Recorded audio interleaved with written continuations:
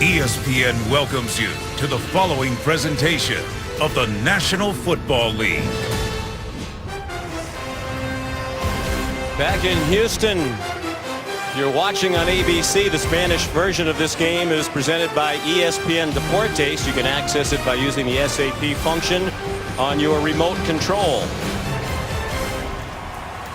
Sellout crowd. Happy that the roof is closed here at Energy Stadium today. 40 degrees outside, unusually cold here in Houston, near record lows this morning of 20 degrees with a wind chill in the single digits, but comfy underneath the roof. And the Raiders and the Texans ready to get the playoffs started. Oakland won the toss and deferred, so Sebastian Janikowski kicks off. It is short and down to Akeem Hunt. Already a better start for Houston than a year ago against Kansas City when the Chiefs' Al Davis returned the opening kickoff against them for a touchdown. Brendan Trawick made the tackle for the Raiders. So here come the Texans, led by Brock Osweiler. 26-year-old from Montana, out of Arizona State. One of the tallest quarterbacks in NFL history at 6'8".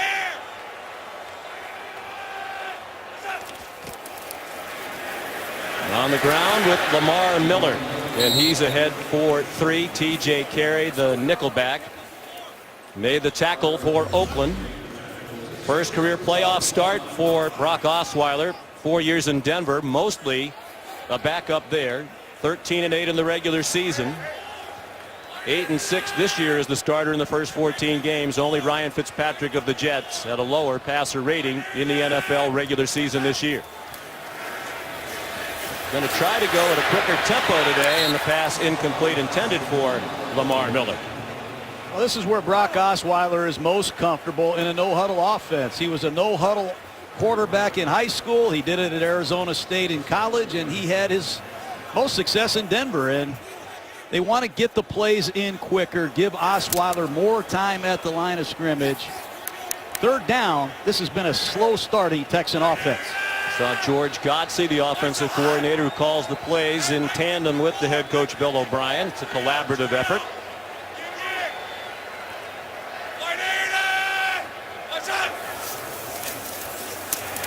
Time for Osweiler. He's on target. Ryan Griffin, the tight end, with a first down out to the 39-yard line. Taken down by Malcolm Smith.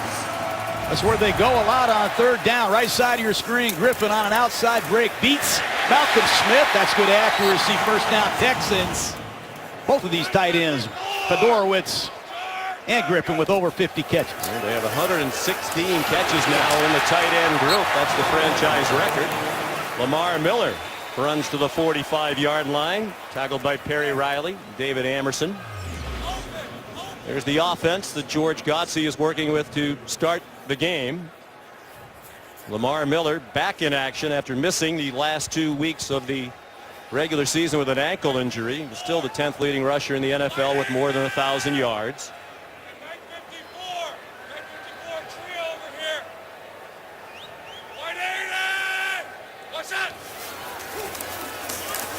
Time again for Osweiler, and he's on target again to Ryan Griffin, the fourth-year tight end out of Connecticut. First down to the Oakland 42-yard line. Those are two impressive throws by Brock Osweiler. Once again, it's Griffin crossing the field, and protection holds up beautifully. Raiders lackluster last week in Denver, not off to a good start.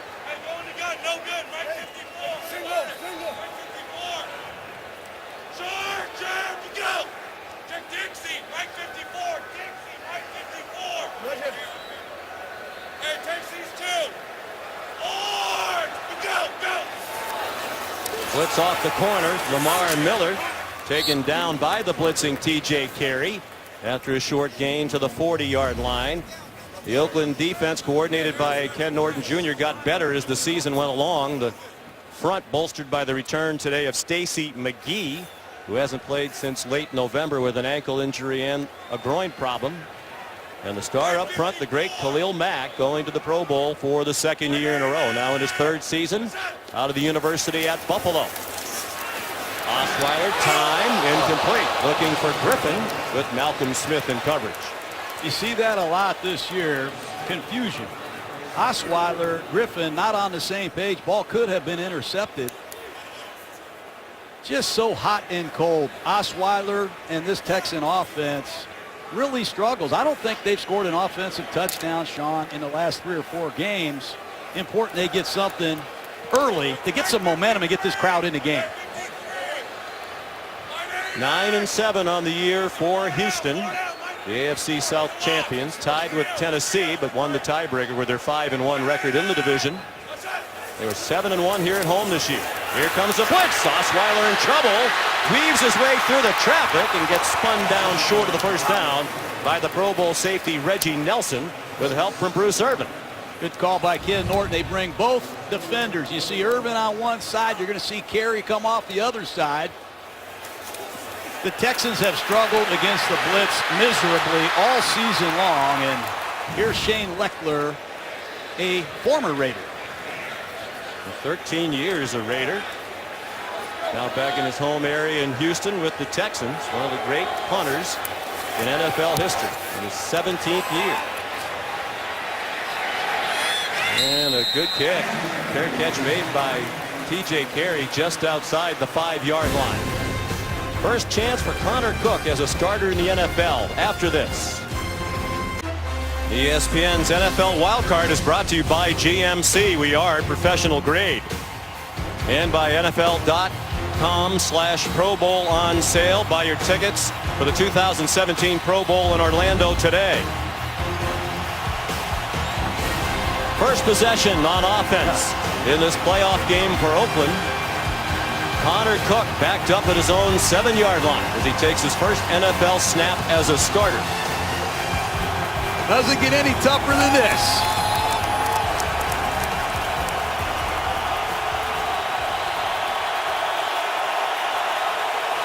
Plenty of big game experience for Cook at Michigan State. They start with a running play and only a yard for Latavius Murray. One of 3 running backs we'll see today for Oakland. As we mentioned, Connor Cook, the first quarterback in the Super Bowl era to make his first NFL start in a playoff game. He did get valuable experience last week at Denver in the loss to the Broncos. Went 14 for 21. Threw an interception and fumbled twice. They recovered one of his fumbles, but they want him to be much better with the football today. Here they come with the double A gap look. They spread the field. Quick throw, batted out of the air by Jadeveon Clowney. Clowney can ruin the game a lot of different ways. Tackles for loss, sacks, batted passes.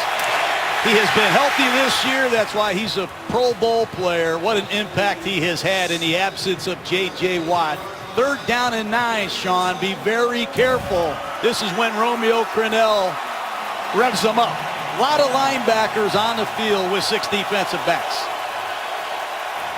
They'd like to bring the heat on Cook. That job perhaps made easier today without Donald Penn, the All-Pro, at left tackle. Play fake, swung out wide.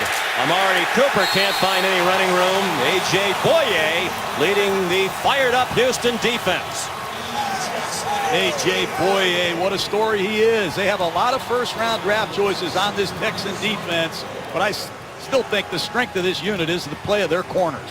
We saw J.J. Watt played in just the first 3 games of the year. 3-time NFL Defensive Player of the Year, and even without him, Houston was the #1 defense in the league.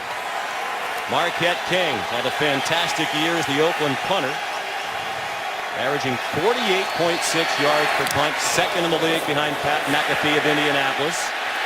This wasn't his best. Out of bounds, shy of midfield on the Oakland sideline.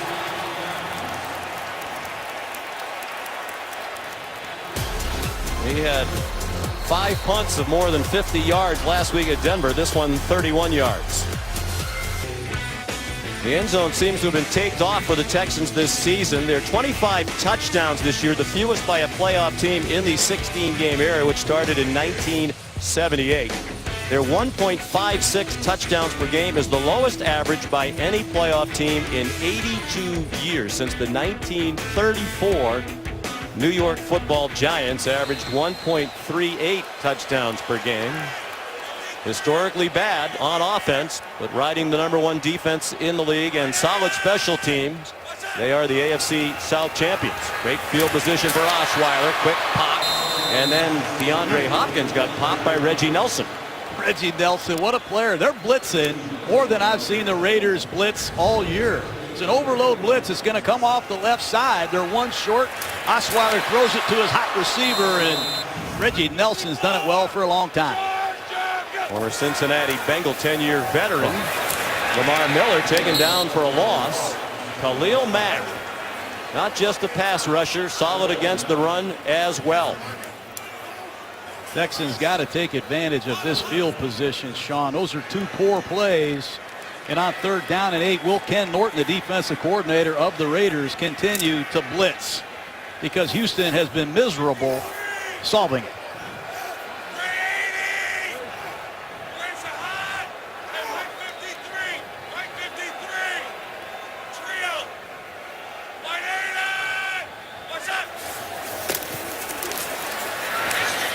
Target. Ryan Griffin again lunged for the first down, didn't get there. Good tackle by the rookie first-round pick out of West Virginia, Carl Joseph, who's back in action after missing the last 4 with a toe injury.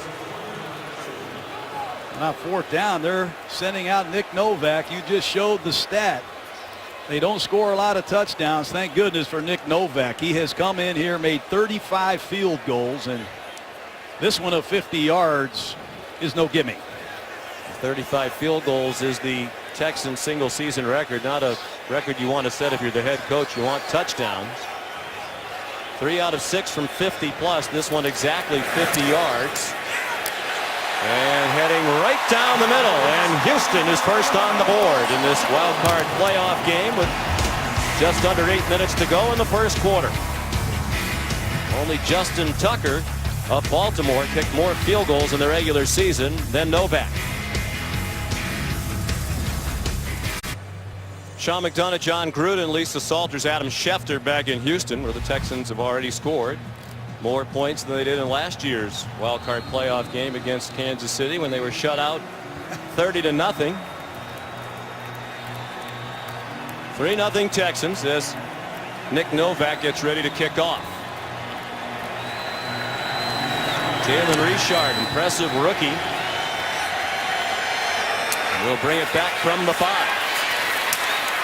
Right up the numbers and blasted as he got to the 23-yard line by Akeem Hunt. As we mentioned on the first possession, plenty of big game experience for Connor Cook. Spent 5 years at Michigan State, the last 3 as the starter. 34-5, the most wins in school history. Threw for more than 9,000 yards through 71 touchdown passes. Twice the MVP of the Big Ten championship game. And he was the MVP of their Rose Bowl win in 2014 against Stanford. He played in the 4-team college football playoff. That was last year against Alabama. Pressure in all those games. Pressure again today. You wonder how much more pressure there could be today than what he experienced in those games. He's a very confident young man from the Cleveland, Ohio area. Latavius Murray. They're trying to get the running game going. They couldn't do that in their win against the Texans in Mexico City when they rushed for just 30 yards on 20 carries. With the young quarterback, you want to get the running game there to help him. No doubt it would help if he dropped back and be aggressive and throw the ball. Last week at Denver, they came out, ran the ball 4 straight times, had a false start, and then McGloin got crushed. They got to get this guy to drop back and rip it. Amari Cooper, Crabtree, they have 2 big-time receivers. Oakland's got to be more aggressive, I believe, to come out of here with a win. Both receivers had 1,000 yards plus receiving in the regular season. 2nd and 9. Another conservative call. Richard in trouble and taken down from behind by Whitney Merciless. He is a great player. He was our guest on the bus. He jumps off the screen every time I watch the Texans play. Number 59. He's playing middle linebacker. This is a defensive end. He runs Richard down like nothing. A lot of first-round picks on this Houston Texan defense, and ex-Illinois Illini defensive end, plays everywhere for Houston. And a terrific duo, Merciless and Clowney. 3rd down and 12. Cook, design roll out to the right. He threw it up for grabs, and it's fielded by Clowney, whose ankle tackled by Latavius Murray at the 9-yard line, and now flags thrown at the end of the play. That man is showing the world why he was a #1 pick 3 years ago. It's a throwback screen. Connor Cook never saw Clowney. Interception by Houston. After the play was over, dead ball. Personal foul and necessary roughness by the offense, number 71. Half the distance to the goal. Houston's ball, first down. That's an unbelievable catch and concentration by Jadeveon Clowney, who sets up the Houston Texans with great field position. A rocky start for Connor Cook. Menelik Watson the penalty. Clowney's first career interception in the NFL in his 3rd year, but he told us it's really his rookie year. Injuries derailed his first 2 seasons. Many were ready to pronounce that he was a bust as the #1 overall pick out of South Carolina in 2014. You don't hear anybody making that statement anymore. Can they punch it in from the 4? Lamar Miller, the lone back. Lamar Miller trying to get outside. Touchdown, Houston.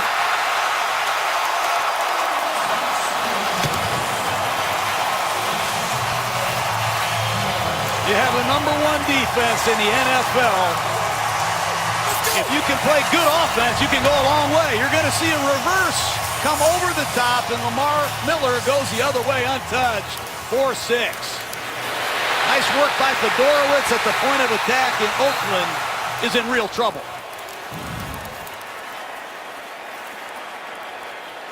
One of the keys to Oakland's success this year, the turnover margin, plus 16 in the regular season, tied with Kansas City for best in the league.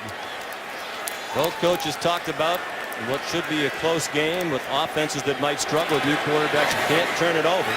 And Oakland turns it over first against the Houston team that was -7 for Bill O'Brien in the regular season in turnover margin, despite this great defense. Clowney's had a great year, and Houston's off to a great start.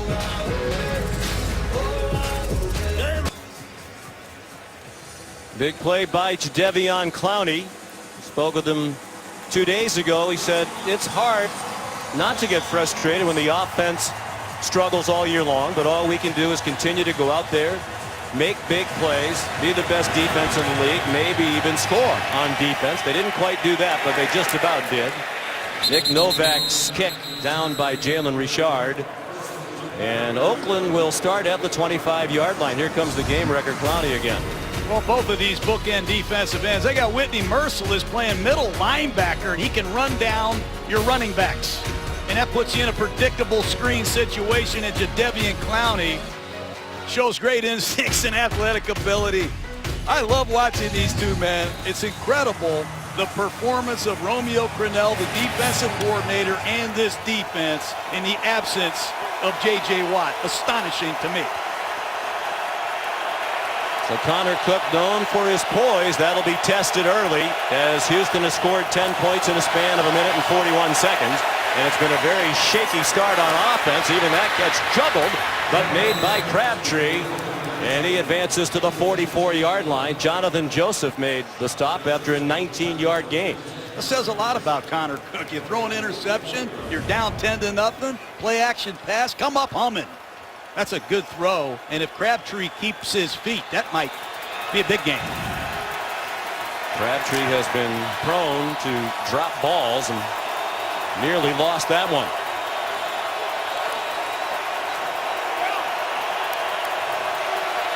First and 10 Oakland. Straight back again. Cook, and he didn't see the rush coming from behind.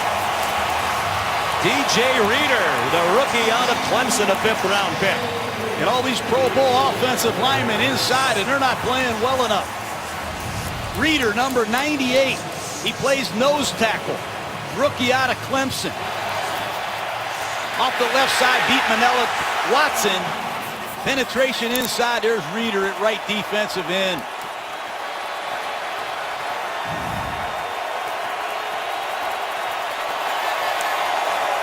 Oakland allowed only 18 sacks in the regular season. That was the fewest in the league, but they're without Donald Pennant, left tackle. Cook! Aaron throw.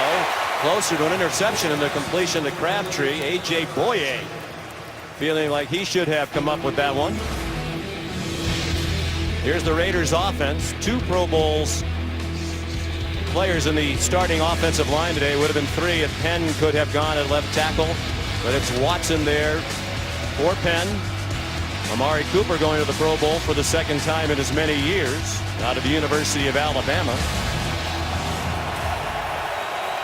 Of course, Derek Carr, their outstanding 3rd-year quarterback, out with a broken fibula, suffered in the 2nd to last game of the regular season against Indianapolis. On 3rd and 16, deep drop, plenty of time for Connor Cook on target. Is it a catch? No, say the officials. Crabtree thought he had it.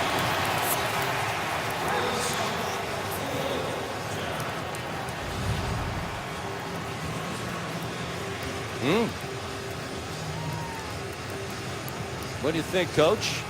Well, he had his arms under it for a moment. I think it's a catch. I'd challenge him. And Jack Del Rio will. Ron Torbert is the referee today in the playoffs. These are the highest rated officials in the league at their respective positions. Here's Ron Torbert. Oakland has challenged a ruling on the field of the previous play of an incomplete pass. We'll review the play. Timeout.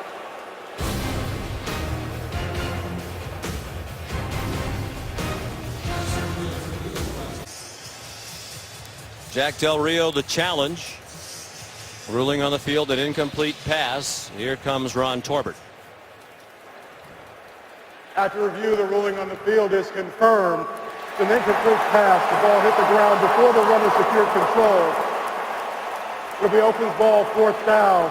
Oakland is charged with their first time out of the half and their first unsuccessful challenge. I think it's the right call, Coach. The nose of the ball, they're hitting the ground while Crabtree's still trying to wrap his arms around it and gain possession. Well, there's Marquette King to punt. Led the NFL with 38 punts this year of 50 yards or more. The first one was a bit of a shank. This one's much more like it.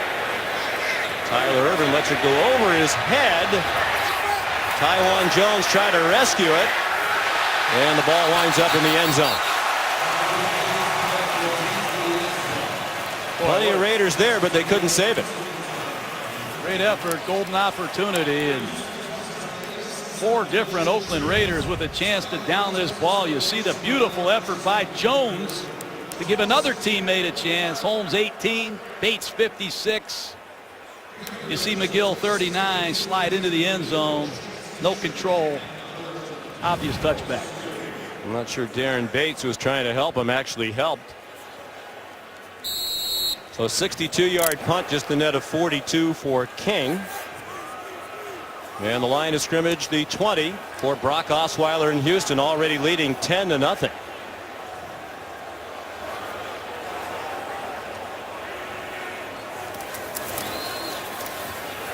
Deep handoff for Lamar Miller. He gets knocked down after a pickup of 3. Another tackle for Khalil Mack. And I saw you on our local ABC affiliate here, 13 Eyewitness News last night, and you talked about how you think the key to the game today is Lamar Miller. I think the key to the Texans is Lamar Miller, Sean. He's a great back. He missed the last 2 weeks. He's been hurt, but if he can keep Brock Osweiler in some manageable down and distance with this defense, they're hard to beat. Miller again. Well, when they got shut out in that playoff game last year, it wasn't just the new quarterback they brought in for George Godsey and Bill O'Brien. They wanted to get more speed all over the field. They brought over Lamar Miller from the Miami Dolphins, and he has had an excellent year. And Bill O'Brien can't say enough nice things about Miller on or off the field. Well, let's see if Lamar is ready to pick up a blitz, because every 3rd down, Oakland has brought the heat.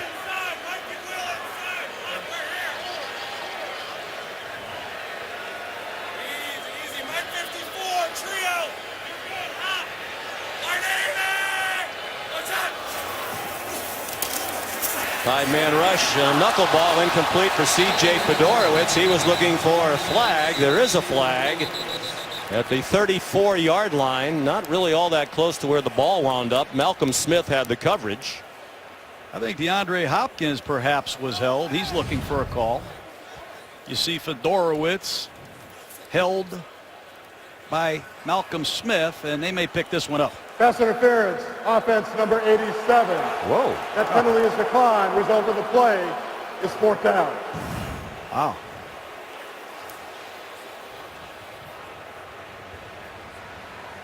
Bill O'Brien looking for an explanation, and Yeah, I don't understand that one at all. I don't either. It looked like Malcolm Smith might have been guilty of holding if there was anything there. Shane Leckler punts. Houston, by the way, the least penalized team in the league in the regular season. And Oakland, the most penalized team. Richard comes off the big hit and keeps on going across midfield. And Leckler, the punter, shoves him out of bounds. Brennan Scarlett delivered a big hit but didn't wrap up and tackle him. And that turned into a disaster for the Texans. Watch 57. Scarlett failed to wrap up, and what an effort by the undrafted rookie free agent out of Southern Miss. He sets Oakland up.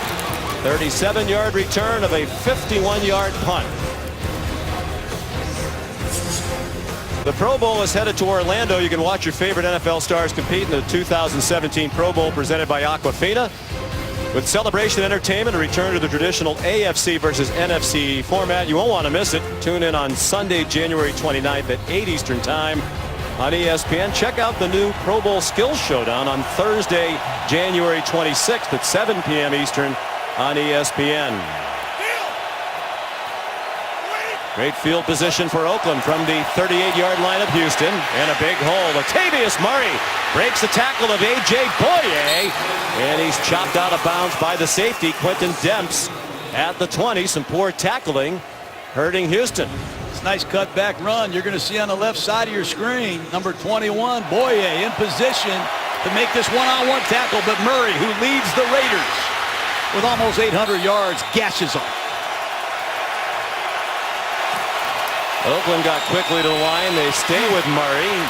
He spins his way inside the 15-yard line. Andre Hall, a safety, third-year man out of Vanderbilt, made the play for Houston. Up-tempo with a rookie quarterback. How about this by Bill Musgrave, the offensive coordinator? First start ever in a playoff game. They're in a no-huddle offense, down 10 in the red zone. I love it.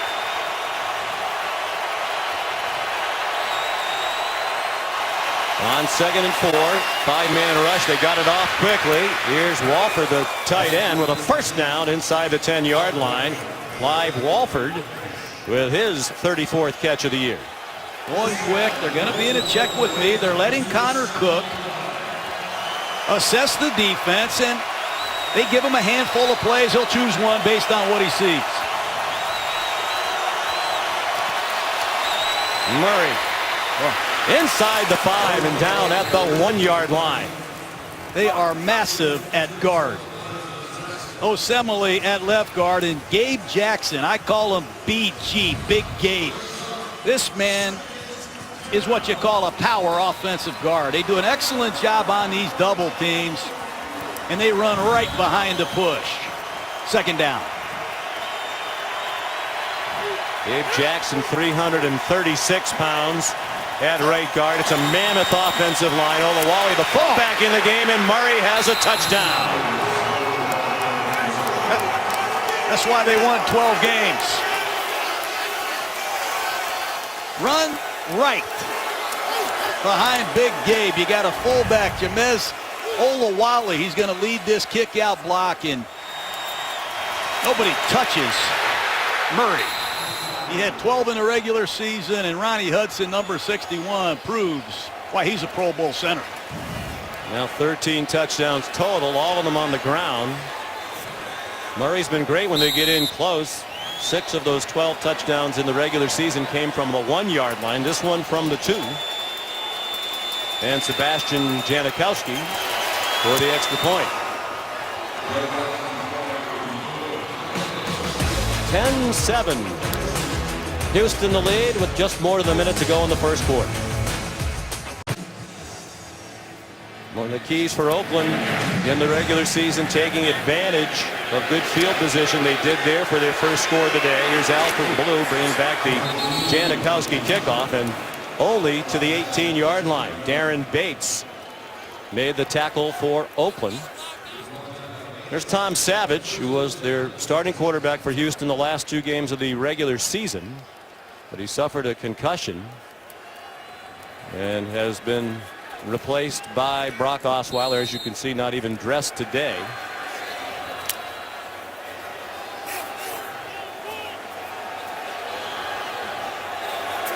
The backup quarterback is Brandon Whedon, the veteran.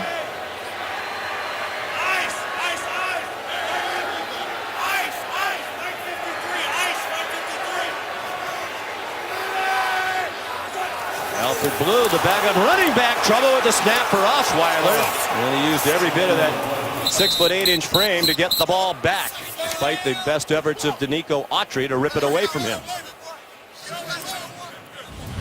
Take a look at it. You're 6'8". You got to get a little bit lower than everybody else, but like he pulled out of there early, and they are lucky to dodge a bullet there. Once again, a Raider blitz. I've seen more blitzes in the first quarter than I've seen from Oakland in the last month. Here's another one. Wow. And Blue taken down to the line of scrimmage. Brendan Trawick, who was exclusively a special teams player until last week, made the tackle. Oh, it's a strong safety blitz. You've got to see that. Change the play. Bring the receiver in motion, but you can't let a strong safety rock your back. Oakland's blitzing a lot. Bill O'Brien knows he's got to make some adjustments. And Houston leads 10-7. The end of the first quarter here at NRG Stadium. Back in Houston at NRG Stadium, Houston Texans trying to become the first team to play in a Super Bowl game in their home stadium, leading 10-7 after the first quarter of this wild card game with Oakland. For Brock Osweiler, 3rd down and 12 as the second quarter begins.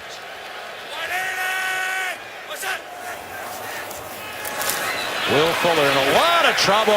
No way was he going to get away from Khalil Mack. Well, I've seen a lot of quick screens this week, and so has Khalil Mack.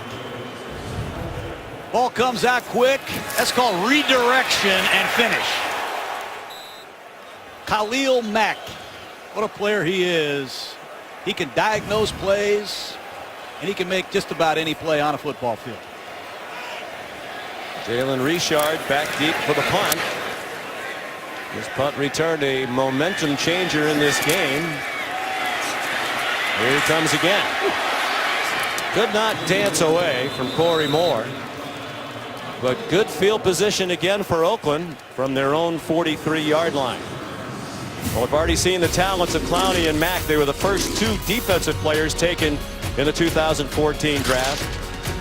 Khalil Mack, number 5 overall, twice a Pro Bowler. Clowney going to the Pro Bowl for the first time this year. And the stats more impressive for Mack because he's played more games as Clowney's battled injuries over his first 2 years. Did not play in their playoff loss here to Kansas City a year ago.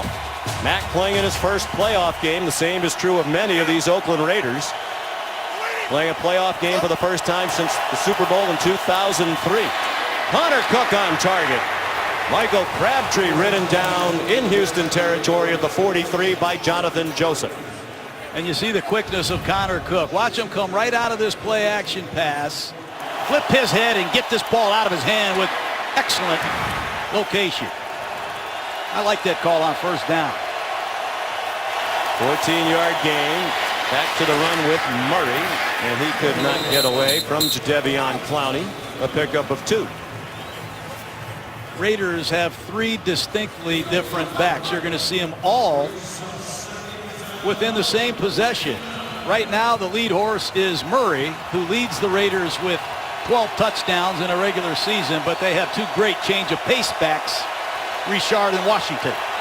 And Murray was a 1,000-yard rusher a year ago, less than that this year, and there's a drop. We talked about it a moment ago. That's now 12 drops this season. He had 11 in the regular season, which led the league. Well, he had 1,000 yards receiving, but you're right, Sean. These are balls you have to catch. And on 3rd down and 9, I'll be very surprised if the Texans don't bring the blitz. Oakland as a team had 38 drops in the regular season, tying the Jets for the most drops of on-target passes in the NFL. On 3rd and 9, Connor Cook with time. Lofts one up for grabs. Lucky to get away with that. Jonathan Joseph had a better opportunity than did Amari Cooper. And I like Joseph. He's an 11-year veteran. 5 in Cincinnati, 6 here in Houston. And you don't want to mess around on an outside breaking route if you don't see the throw. That time, Cook is lucky he overthrew Amari Cooper. Tyler Irvin back deep for the punt from Marquette King. Irvin, a rookie out of San Jose State.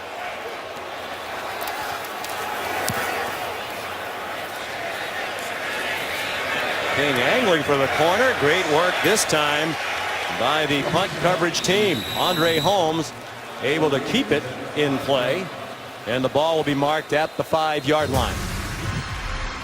37-yard punt. Holmes saved it. DeAndre Washington able to smother. ESPN's NFL Wildcard is brought to you by Ford F-Series, the best-selling trucks for 40 straight years. And by ESPNShop.com, powered by Dick's Sporting Goods. The Raiders and Texans have never met in the playoffs, but Oakland and Houston battled when the Houston team was the Oilers in a wild-card playoff game 1980. Jim Plunkett led Oakland to victory against the former Raider quarterback, now Hall of Famer, the late great Kenny Stabler, was traded to the Oilers before the season. 27-7 was the final for Oakland. From their own 5, Osweiler out of the end zone. Complete pass. C.J. Fedorowicz, the tight end out of Iowa, out to the 24-yard line. Good play out of the shadow of their own end zone. And you see where Brock Osweiler is most comfortable.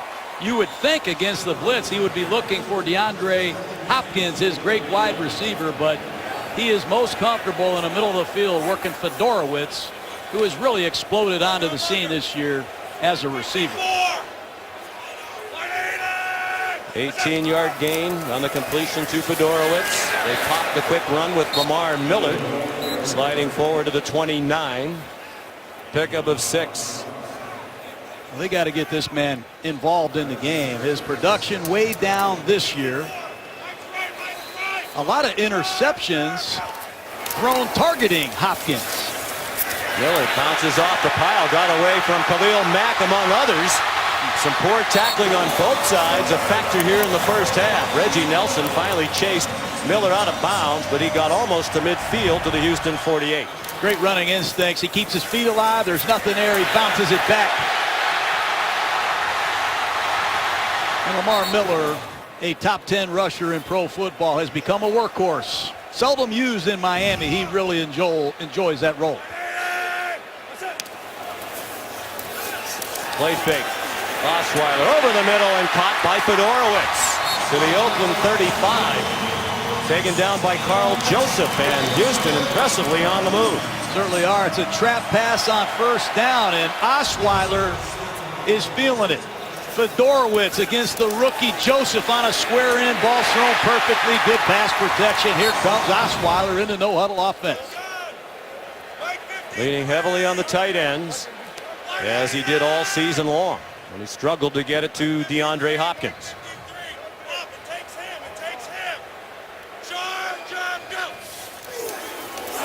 On the draw, Miller down for a loss, smothered by Malcolm Smith. Malcolm Smith, Super Bowl 48 MVP of the Seahawks. One thing the Raiders have done is they brought in a lot of veteran players with a pedigree. Ken Norton came over from Seattle. He brought Bruce Irvin, number 51, premier rusher. Malcolm Smith, their leading tackler. You look in the back end, Reggie Nelson. Been in the playoffs a lot with Cincinnati and Jacksonville. And they know what's at stake. And this is going to get real interesting as the game unfolds.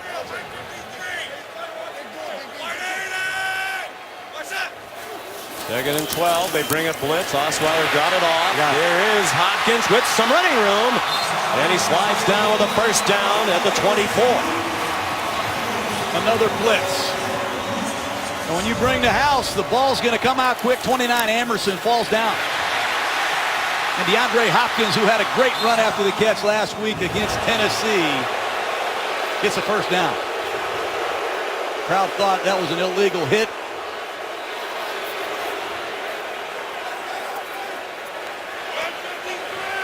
Houston impressively on the move. Drive started at their own 5.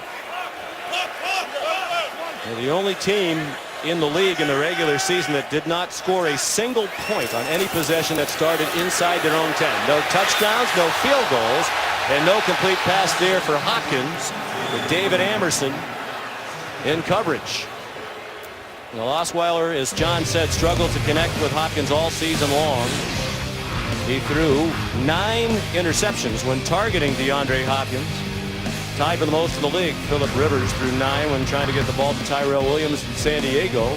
Completion percentage, touchdown interception ratio, passing rating, all better when he's trying to throw the ball to anybody else but Hopkins. Blue in for Miller. Surge down near the 20. And it's time for the Oakland Raiders to find an inside pass rush. We can talk about Mack and Irvin all we want. The Raiders have got to find an inside pass rush and go after the right guard of the Texans. Allen has been injured. He has struggled.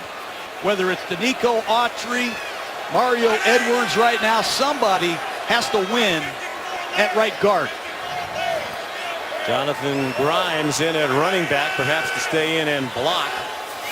No, he goes out immediately in the flat. It's intended for Fedorowicz and deflected up in the air. Malcolm Smith again in coverage. He's had regular duty on Fedorowicz here in the first half. Malcolm Smith, every down linebacker, makes a lot of plays. Here he is in one-on-one coverage. Nice work. And here's Novak.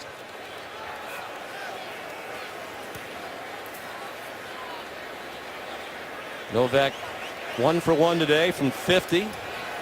This one's a 38-yarder from the left hash mark.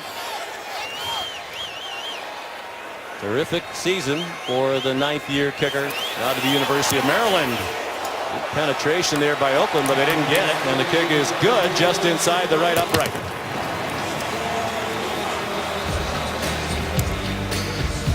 So the first point scored all season long by Houston on a drive that started inside their own 10-yard line.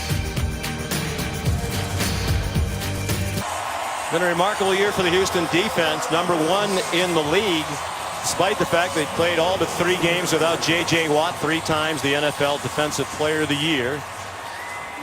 Out after surgery on his back, but here today as a spirited cheerleader and liking what he has seen so far.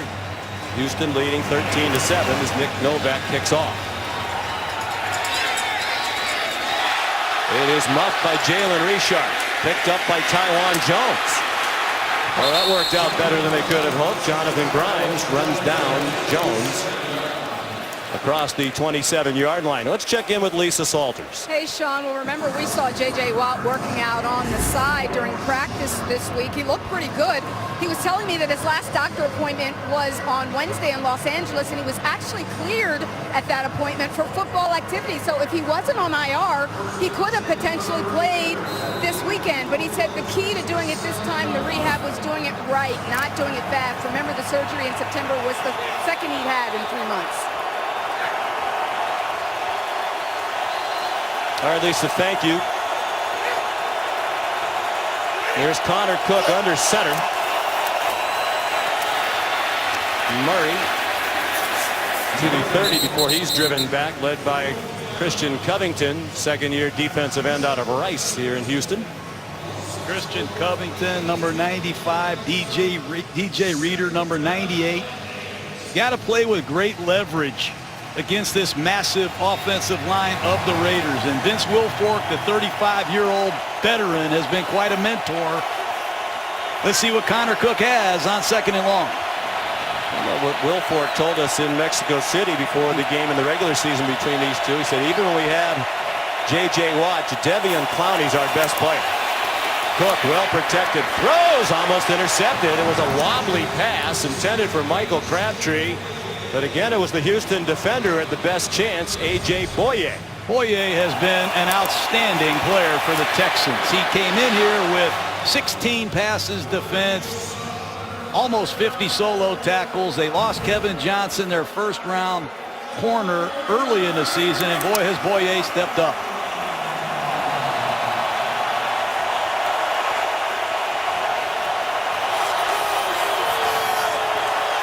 Connor Cook, 1 out of 4 on third down, 4 for 11 for the game. Third down and 8. Cook steps into the throw, batted down by Jonathan Joseph, thrown for Amari Cooper. I think the strength of the Texans is in their secondary. You just saw Boye. It's the second time we've seen Jonathan Joseph take out Amari Cooper. One-on-one coverage, it's good pass protection. Houston gets the 3 and out without their outstanding safety Quinton Demps, sidelined with a hamstring injury. His return a question mark. He had 6 interceptions to lead all safeties in the regular season. Marquette King, Tyler Irvin had 5 kickoff and punt returns for touchdowns at San Jose State, taken down by Taiwan Jones.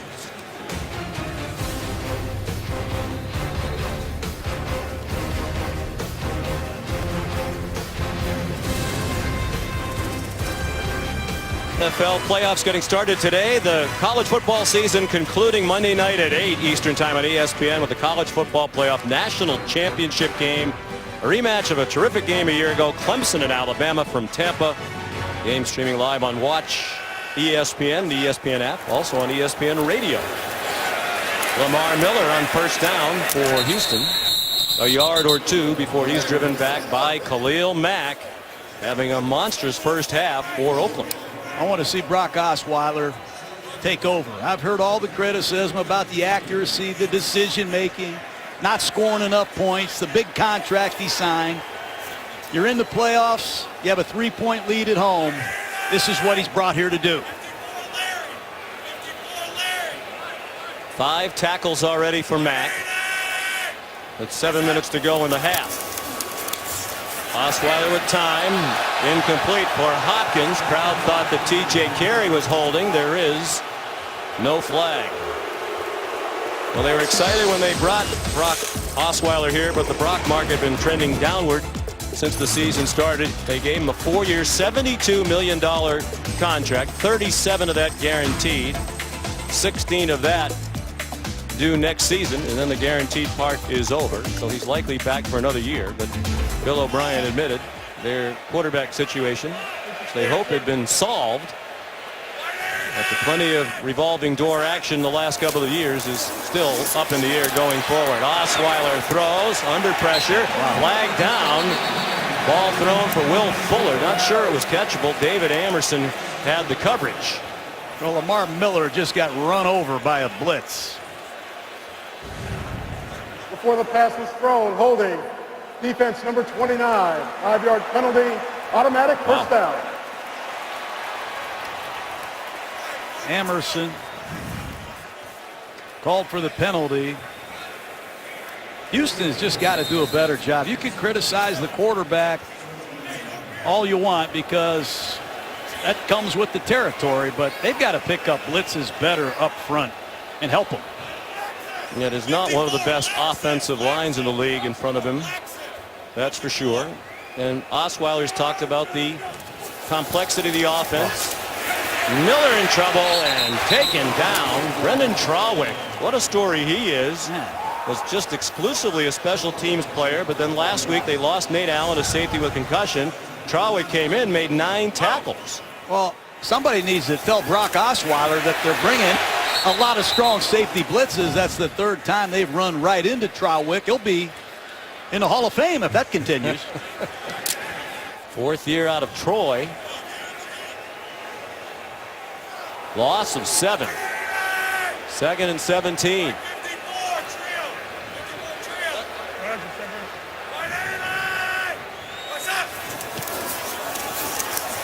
Osweiler. Hopkins out of bounds.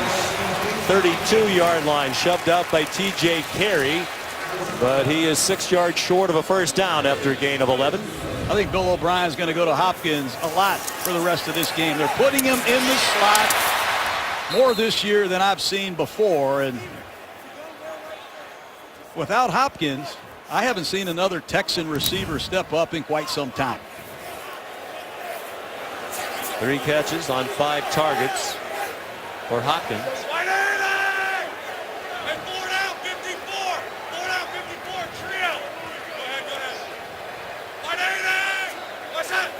Steven Anderson, the tight end, told to go ahead in motion by Osweiler. Now he pulls it down and runs. He's a good athlete, and he has a first down. He was a recruited basketball player out of high school in Montana. Had a scholarship offer from Gonzaga, but elected to play football instead at Arizona State. Well, it's another blitz, and sometimes you don't account for the quarterback. Good decisiveness for Osweiler, and a big first down. He ran for 13 first downs in the regular season, so he can do that. He just picked up another here in the postseason with a 12-yard run. And the drive continues from the 44. The draw for Lamar Miller across the 47-yard line, taken down by the former Washington Redskin Perry Riley, who's had a productive first year in Oakland. And you look out there right now, number 47, James Cowser, rookie, has checked into the game. Bruce Irvin on the sideline, and Irvin's leaving to get checked out, and what an opportunity to throw the football with Irvin not in the lineup. He was tremendous in Oakland's 27-20 come-from-behind win in Mexico City on a Monday night in mid-November. Miller again to the 50-yard line. As a matter of fact, when we visited with Bruce Irvin yesterday, he said it was one of the best games of his career. Let's see if we can find out what happened to number 51. Let's take a look at him. It was that'd be a hamstring pull. That right hamstring, and that is not a good sign. So it's Cowser, the rookie out of Southern Utah, undrafted. He's seen more and more playing time in recent weeks. Had 3 tackles last week in the loss at Denver, which cost Oakland the division title in a first-round bye. Donovan Grimes, another very conservative and interesting play call. On third down, the fans are booing it. You go to Grimes on a run. He's carried now just 24 times all season long. Well, it's 3rd and 4. You have Bruce Irvin not in a game. You have an opportunity to get something before the half. I'm surprised by that call. So now Shane Leckler. Only Jeff Fiegels and Sean Landette have punted more often than Leckler in the National Football League. 1,354 career punts. There is a flag down. The ball went out of bounds at the 11-yard line. That'll be against Houston, and I expect Oakland to decline this one.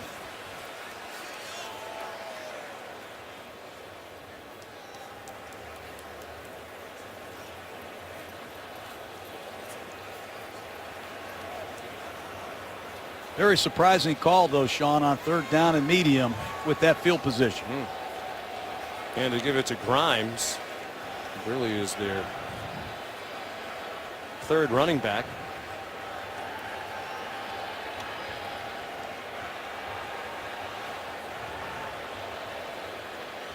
Try to get to the bottom of this one. Yeah, it's taking Ron Torbert and his crew a little while here to sort it out.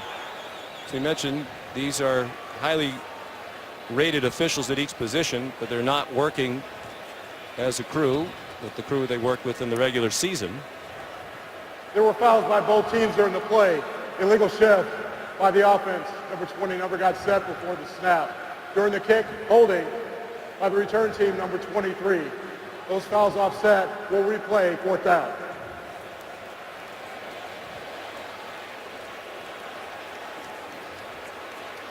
I know this punter, Sean. Yes, you do. Go way back with this punter. 2000, we drafted him in the 5th round out of Texas A&M. I don't measure his punts in distance. I measure them now in miles. He's punted for over 36 miles, and this man can throw. And I know they have a couple gadgets. I would see one now, but keep an eye on this man throughout the rest of the day. Well, there's the yardage and field position. If you're inclined to fake it, you do it there. He punts it, and it goes into the end zone. So it'll come out to the 20. A redo cost Houston 9 yards of field position. Well, some old friends for John Gruden on either sideline. Sebastian Janikowski, first-round pick by the Raiders in the year 2000 out of Florida State. He's now played in 268 games as a Raider, the franchise record. Shane Leckler was a fifth-round pick, spent 13 seasons with the Raiders. They were together 13 years in Oakland. That was the longest time that a punter and place kicker have spent together consecutively in the NFL. And there are a couple of characters. There's still a couple of characters. I know you enjoyed the chance to visit with each of them this weekend. Yeah, I wanted to take Sylvester Morris in the first round. Fortunately, Al Davis was in charge, so we took Janikowski, who potentially might be a Hall of Fame kicker. But I took Janikowski first round. We got Leckler in the fifth round. I tell those guys it's too bad we didn't have a sixth round, because we would have had Tom Brady. Yeah. We took two kickers instead of Tom Brady. That's why I'm no longer in this business. You were a little surprised, I think, weren't you, when Al Davis told you he was going to I was surprised, take a kicker in the first round as you were just basically starting your time as Raiders head coach? Those two men tormented me a lot early in their careers. There's Mark Davis. What a job he's done, taking over for the great Al Davis and bringing back the Oakland Raiders. Around the time Mark took over the team after the death of his dad, Mark's now 61 years old, the Raiders were really a mess. Bad team, salary cap issues, and he and Reggie McKenzie have worked together to change that completely. DeAndre Washington taken down for a loss as we're approaching the 2-minute warning. Brian Cushing, Whitney Merciless made the stop, and a timeout. That was a Houston timeout with 2:42 to go. They want to get the ball back from the rookie quarterback, Connor Cook. Bill O'Brien showing faith in that top-ranked defense. There they come with a lot of disguises. Watch the center, Rodney Hudson, and his rookie quarterback try to solve this mystery in the noise backed up. See Eddie Pleasant, backup safety on the field. They're still without Quentin Demps. Cook, lots of time now, running out of time, and nearly threw an interception off the hands of Andre Hal. A lot of movement on this defense. Disguises. And the young quarterback never sees Andre Hal. Who's rushing? Who's dropping? Hal came from the left side of the screen, and he read Connor Cook like a book. Should have intercepted it. There's Marquette King on 4th down and 8. Fifth year out of Fort Valley State, where he started as a wide receiver. But the coaches there told him, if you don't learn how to punt, you're going to lose your scholarship because you're not a good enough wide receiver. They needed a punter. He's become one of the best in the NFL. That, again, wasn't his best. Victimized by a bad bounce. Andre Holmes, again, down there to cover it for Oakland. So the other wild card game in the AFC is tomorrow, the Dolphins and the Steelers. So if the Steelers win, the winner of this game will go to Foxborough next week to take on the #1 seed, the Patriots. But the Dolphins knocked off the Steelers in the regular season. I just want to see if they have any confidence in Brock Osweiler. This is tough on Bill O'Brien. Clearly, he doesn't have a lot of confidence in this pass offense. Let's see if he does here in a 2 minutes, Sean. And you can understand why he wouldn't. Osweiler threw more interceptions than touchdowns. Now that's a beauty. And I think that's the thing that drives you crazy, in all honesty, if you're Bill O'Brien, because you see it in flashes, and that's why they brought him here. But you see way too many that don't look anything like this strike to Fuller. Well, while they're here in the playoffs, they're going to have to take some chances if they want to continue. What a throw by Osweiler. They get it off before the 2-minute warning. No. 19-yard completion to the rookie out of Notre Dame and a first-round pick, Will Fuller. 13-7 Houston, and they're in Oakland territory again. The NFL's Head Health Initiative The league continuing to find ways to improve the detection and prevention of brain injuries. There's some promising technology on the way, it seems. Texans in Oakland territory for the 5th time in 7 possessions. Brock Osweiler throwing a deep ball, and it is caught! DeAndre Hopkins with the grab inside the 5-yard line with David Amerson in coverage. That's a great throw to Hopkins, who gets unbelievable separation right at the end of that route against Amerson. That ball was thrown perfectly. Credit Dwayne Brown, their Pro Bowl left tackle, with picking up the blitz. The question I would have is, did they get 2 feet in? You see, they want Oakland to throw the challenge flag. We're inside of 2 minutes and a half. Yeah, he got 2 feet in. No question about that. Osweiler has struggled with the deep ball. I could show you film of long passes all year landing 4 or 5 yards off the field of play. That time, with the blitz on, Osweiler makes one of the throws of his Houston Texan career. And those are the flashes that you see from him that give you hope. And then, as you said, you see the throws that you just can't believe how wildly inaccurate that they are. Well, he hit Hopkins last week on the left side on a similar pass, and Osweiler, after being benched, Sean, is just more calm. He just seems like he learned a lot by sitting down and watching. Let's see if they can finish the drive. This is an area where they have struggled the most. And their only touchdown of the half was set up by an interception by Jadeveon Clowney. They had to go only 4 yards for the touchdown. They have 2 field goals. Trying to score another touchdown. Lamar Miller slipped as he made his cut. He's down at the 3. And will Jack Del Rio use a timeout to give his offense a crack at it? George Godsey likes to use some spread formations, and Hopkins, a man they have isolated several times at the top of the screen, will get a look if it's one-on-one coverage.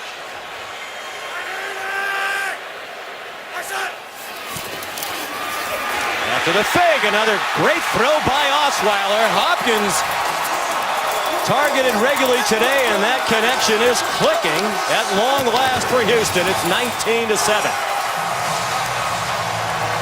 That's what it's supposed to look like. You have a running play called with a built-in pass option, and Osweiler saw it all the way. He's going to see the free safety blitz, and he sees one-on-one coverage, and he rips the Raiders. That's a great job on the release by Hopkins. Can't throw the ball much better than Osweiler did in that 2-minute drill. Good for Brock Osweiler. All the criticism that he has taken. That's quite a drive. Well, as Lisa said, he hasn't lost faith in himself. Called himself Positive Pete when we met with him on Thursday. Nick Novak adds the extra point. So Hopkins with 5 catches for 67 yards and a touchdown. And the Houston offense, this is an explosion for them. They average 17.4 points per game in the regular season, 28th in the league. They've already surpassed that with 20 points in the first half on 12 out of 18 for Osweiler. And not only did he lose his job to Savage, but then Savage got hurt with a concussion. They examined him. They didn't think he had a concussion, so they put him back in. So he really got benched twice. And there were reports that Osweiler and Bill O'Brien at the half of their last game at Tennessee had a heated exchange in the locker room. That's not surprising if you know Bill O'Brien. And we asked Bill about it. He said, yeah, it's football. You have a lot of animated conversations. It's high energy. It's high intensity. It's emotional.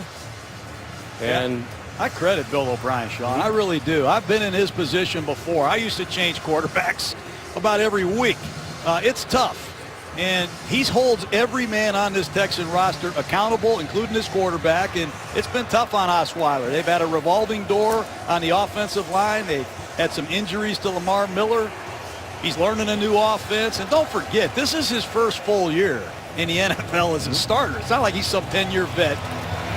Nice work by the two of them. We've had only 7 career starts in 4 years in Denver. And all 7 came last year. And Peyton Manning was out. He went 5-2. Novak's kickoff brought back by Jalen Richard. Brian Peters made the tackle. Well, Bill O'Brien's had more quarterbacks since he got here in 2014 than any other team in the NFL. 8 different starters. 2 of them this year. Osweiler for the first 14 games and then Savage the last 2 before he went out with a concussion. Ryan Fitzpatrick, Ryan Mallett, Case Keenum, Brian Hoyer, T.J. Yates, Brandon Whedon, Osweiler, and Savage. They became the first team in the history of the league to make the playoffs in a year when 4 different quarterbacks won a game. That was last season for the owner, Bob McNair. How will Oakland play it with the rookie making his first start? Cook trying to set up a screen, and Clowney almost knocked the ball out of his hands before he could throw it. If he was there a fraction sooner, it might have been another turnover. Don't hold the ball on a screen pass. This is a screen pass, and you got to get the ball out of your hand quickly. Do not hold it. Got to be real careful here if you're Oakland, and you have to wonder, Sean, down 13. Does Jack Del Rio look to Matt McGloin, who understands this offense? That's something I would strongly consider at the break. He's healthy enough to dress. He understands this offense. They're going to need some inventory to overcome this. McGloin was the number 2 all year behind Derek Carr, then started last week at Denver before he got injured. Murray got knocked back, and it's a loss. We'll see where they mark it. They're going to give him advancement to the 17-yard line. Antonio Smith, part of that deep defensive front near Jadeveon Clowney. It's just a stunt on the inside, and this is the number 1 defense in pro football for a lot of reasons, but at the top of the list is Jadeveon Clowney. What a comeback he has been this year after 2 years of serious injury. And I don't think you can give enough credit to that man. Romeo Crennel, now 69 years old, 34th year coaching in the NFL. The last 14 is either a head coach in Cleveland and Kansas City or a defensive coordinator. He's coached in 6 Super Bowls. He's been on staffs that have won 5, 3 in New England, 2 with the New York Giants. One of the great defensive minds in the NFL for a long time, and his defense has held Oakland to 64 yards. Are they blitzing or are they bluffing? You figure it out.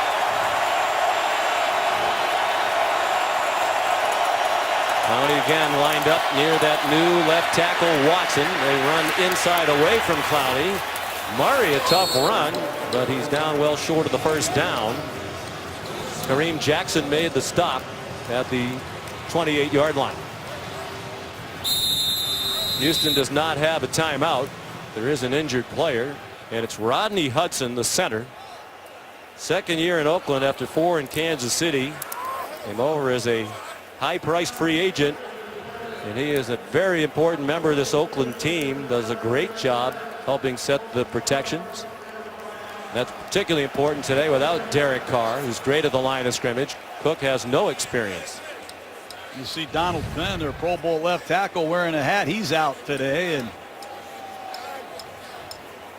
it just rolled up accidentally. Eddie Pleasant on the back of the leg of Hudson. Oakland spends more money on its offensive line than any team in the league. $37.7 million going to the offensive linemen in Oakland's cap space, most in the league. Coming up on the Toyota halftime, the breakdown of the first half between the Raiders and the Houston Texans as the playoffs have started. Later today, the Lions and the Seahawks from Seattle. We'll get a preview.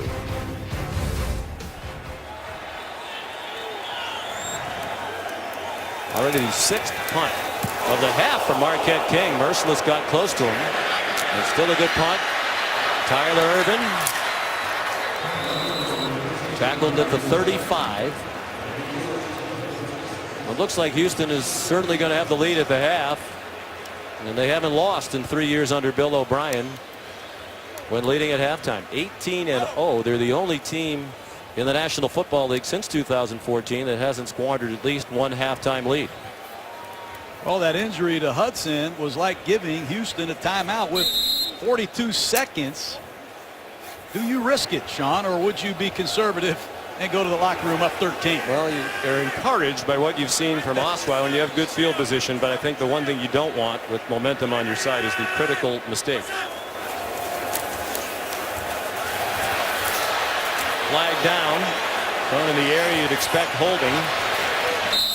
And Osweiler runs out of bounds near the line of scrimmage. That'll be coming back. Holding. Offense number 74. 10-yard penalty. Replay, first down. Chris Clark at right tackle. Holding Khalil Mack on an inside move. And I like when you're the analyst, Sean. I ask you what to do. I think Would that's you agree, though? Yeah, I don't know. I would be very careful here. Up 13. I feel good. I'm going up against a third-string quarterback. I'm 18-0 at home. You got momentum. I'd be real careful. He's just going to take a knee. Yeah, I think that's wise. I mean, this is an offensive explosion for Houston relative to the way the regular season went. That penalty was the first accepted penalty against Houston. It made Bill O'Brien's decision to take a knee a lot easier.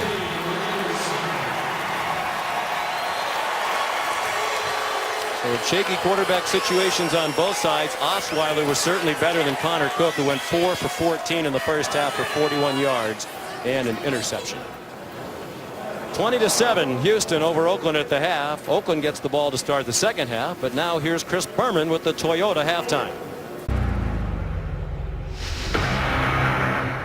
The NFL playoffs underway here in Houston. A month from now, we'll host Super Bowl 51. Texans hoping to be the first Super Bowl team to play in their home stadium. A lot of work to do, including today, but a terrific start today. They're ahead of Oakland 20-7. Coach, when we started, the big question was the unsettled quarterback situations for both teams. Which guy might perform better than the other? And clearly Osweiler was a lot better than Cook in the first half. As he should. This is really going to be tough sledding for this young quarterback.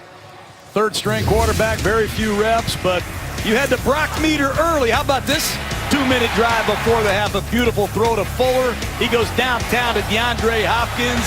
Then he reads a free safety blitz, and he stings the Raiders to put Houston up 13. And Connor Cook, 0 for 7 on third down. Interception on a screen. He never saw Jadeveon Clowney. And Menelik Watson pressed into service at left tackle, struggling. Late down the middle, should have been picked. Matt McGloin must really be injured, Sean. It looks like they're going to stay with Cook, but this is a very, very tough task for a rookie that's never played.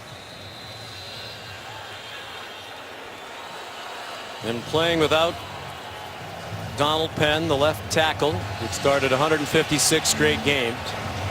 Oakland's the first team in the Super Bowl era to start a playoff game without two offensive starters who were voted to the Pro Bowl that year. And perhaps additional concerns as well about Rodney Hudson, the Pro Bowl safety. Let's check in with Adam Schefter. Oh, thanks very much, Sean. Jack Del Rio, the Raiders coach, said that Connor Cook had a quote-unquote rough go of it in the first half, but then again, so did the entire team. He did not rule out going to Matt McGloin in the second half, but he said he wanted to talk about it with the rest of his coaching staff. Matt McGloin has not been told anything about coming into this game yet. Connor Cook is starting, and Rodney Hudson, who was carted off with an ankle injury, is now getting x-rays. John Feliciano replacing him at center. Sean?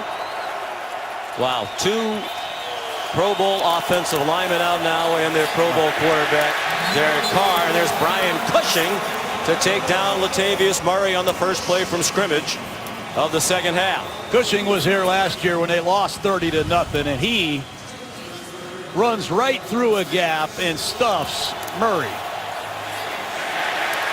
The Texans have had all year to think about that 30-0 thrashing, and Cushing, still the heart and soul of this Texan defense, is going to make sure that they get out of here with a win today. In his 8th year out of USC, Bill O'Brien calls Cushing the heart and soul of that Texans defense. Overcome a lot of injuries throughout the years to be their all-time leading tackle. Four-man rush after Connor Cook. Hit as he throws, and it's off the hands of Seth Roberts. Clowney putting the pressure on Cook. There is a flag down on the play. Menelik Watson really struggling at left tackle. Going to be against Houston. Before the pass was thrown, illegal contact. Defense number 25.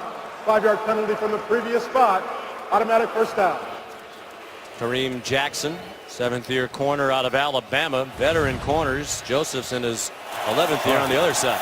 This Clowney is, you know, if you put Khalil Mack on the board again with Clowney, I know a lot of people in the league that would take Clowney ahead of Mack again. That's how good Clowney has played this season. And clearly the Raiders missed their Pro Bowl left tackle, Donald Penn. And if I'm Romeo Crennel, I'm going to keep Clowney over there against Watson as much as I can. He hasn't played at all on the left side. Watson has been in and out of the starting lineup at a right tackle. Basically split that duty this year with Austin Howard, who is the right tackle today. But the Pro Bowl center now out, Rodney Hudson, in addition to Penn, who didn't even dress. Cook, after the play fake, floats one, and it's behind Roberts with Andre Howell, the safety, in coverage. And you see the timing, the lack of rhythm, the frustration on Jack Del Rio's face, and it's understandable. And when you're a third-string quarterback, you don't get a few reps, you get no reps, Sean. And it's impossible to think that they can go much longer without giving Matt McGloin the ball. If you're Jack Del Rio, do you worry about your team's belief? I mean, you were dreadful last week against Denver in a game you had a chance to win your division and get a bye, and you're dreadful again today. No question. And when you look at the key players he's missing, you can see why they are struggling. Cook is 0 for his last 7, and Oakland's 0 for 7 on 3rd down in the game. This is 2nd down and now longer. Ball start. Offense, number 88. 5-yard penalty. 2nd down. By Walford.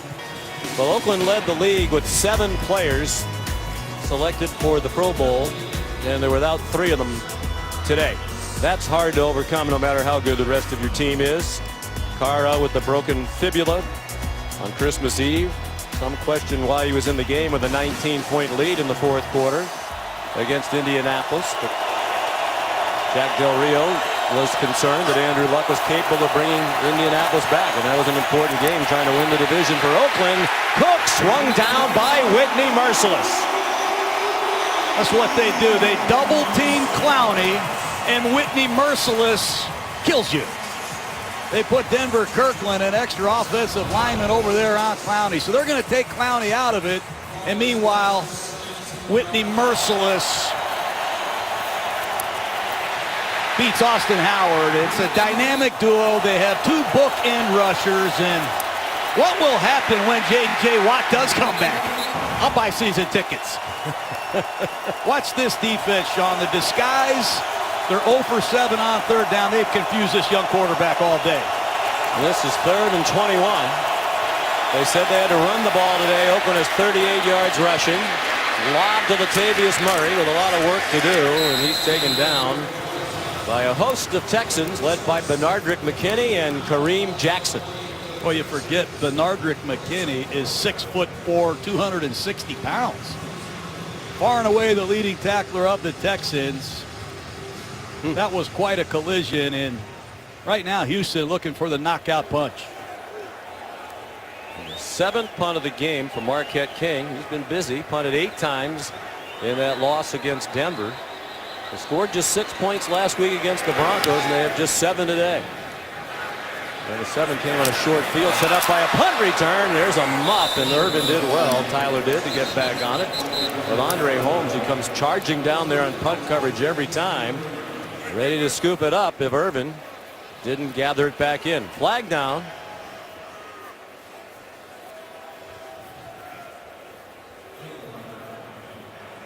During the kick, holding number 50 of the return team. That 10-yard penalty is assessed from the end of the kick. It's Houston's ball, 1st down. Timeout. And coach on that Oakland sideline back to the drawing board with Connor Cook. 20-7 Houston, early 3rd quarter. ESPN's NFL Wildcard is brought to you by Toyota. Let's go places. And by Burger King. Try the $3.99 Whopper Jr. deal only in UK. McDonough, John Gruden, Lisa Salters, Adam Schefter.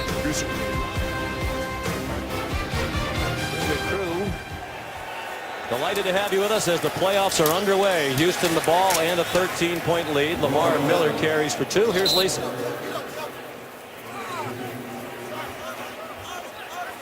Apparently problems with Lisa's microphone. We'll get to her as soon as we can. Stacy McGee made the tackle on Lamar Miller. Well, they went up to the line quickly in the first half, and now it looks like with this 13-point lead, they're going to go a bit more slowly. Jay Prosch, the fullback, in, part of the I formation. And 2 tight ends in the game as well.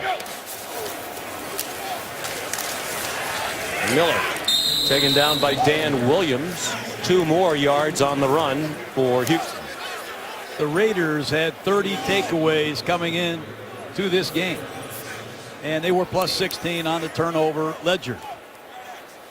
They're going to have to steal the football a time or two to have a chance, and I expect Ken Norton Jr., the defensive coordinator, to get after Osweiler. Both coaches said the turnovers would be key. There's been only one, the interception thrown by Cook, but it led to a very short field, a 4-yard touchdown drive for Houston after Clowney had the pick. That throw high and incomplete. T.J. Carey in coverage on Will Fuller. A 3-and-out. That's all you can do. You bring Perry Riley Jr. on a middle linebacker blitz with a stunt. Force a quick inaccurate throw, and here's Richard, the man that doomed Houston in our game on Monday night in Mexico. Well, Oakland came from behind to win that game after they had just 130 yards of offense entering the 4th quarter at Azteca Stadium. Here's Richard, another big punt return. And he's across midfield before he's tripped up by Steven Anderson. Rookie tight end out of Cal on the tackle for Houston. Can they capitalize on good field position? Texans defense terrific all season, and again today. So far they've given up just 7 points, 79 yards to Oakland. They've sacked Connor Cook twice, and the interception by Devion Clowney in the middle of that picture set up a Houston touchdown. Raiders have not converted on 3rd down.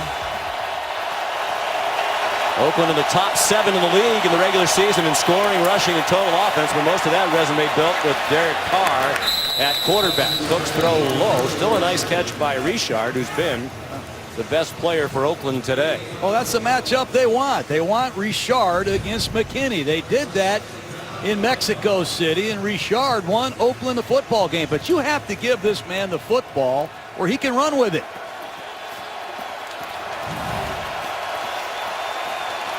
They absolutely ripped Houston apart by throwing the ball, particularly in the second half, to the running backs. 2nd and 5.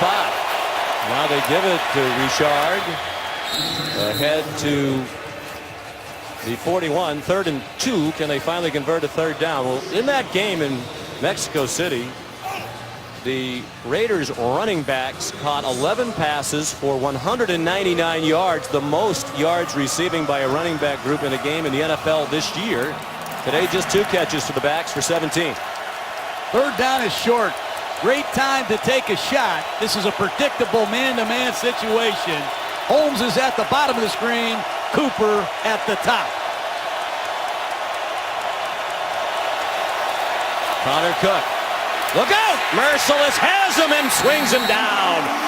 Back at the 45-yard line. Nobody talks about Merciless, but they will be. This man has been a wrecking machine. He's taken it to Austin Howard big time. And we're going to take a shot to Holmes down the left side, but Cook has no chance. 2 sacks for Merciless. He and Clowney are punishing the Raiders. Merciless had 3 sacks in that playoff loss to Kansas City here last year. 10-yard loss for Oakland on the play. 5 tackles for Merciless. 3 of them have gone for a loss. Hart kick King. And a fair catch made by Tyler Irvin at the 11-yard line. Well, the way it's gone, perhaps 20 points will be enough for Houston today, as Oakland can't get anything started with Cook at quarterback and a shaky line. Payton NFL Man of the Year Award, presented by Nationwide, recognizes NFL players who've made a significant impact on both the game and in their communities. This year's nominees from these two teams: Brian Cushing of the Houston Texans and Dan Williams of the Oakland Raiders. 3 finalists will be announced during the NFC Championship game on January 22nd. The winner will be introduced at the NFL Honors Awards show February 4th at 8 p.m. Eastern Time on Fox. Congratulations to those two gentlemen. We'd read you their resumes of what they're doing in the community, but it would take the rest of the game. Oh boy.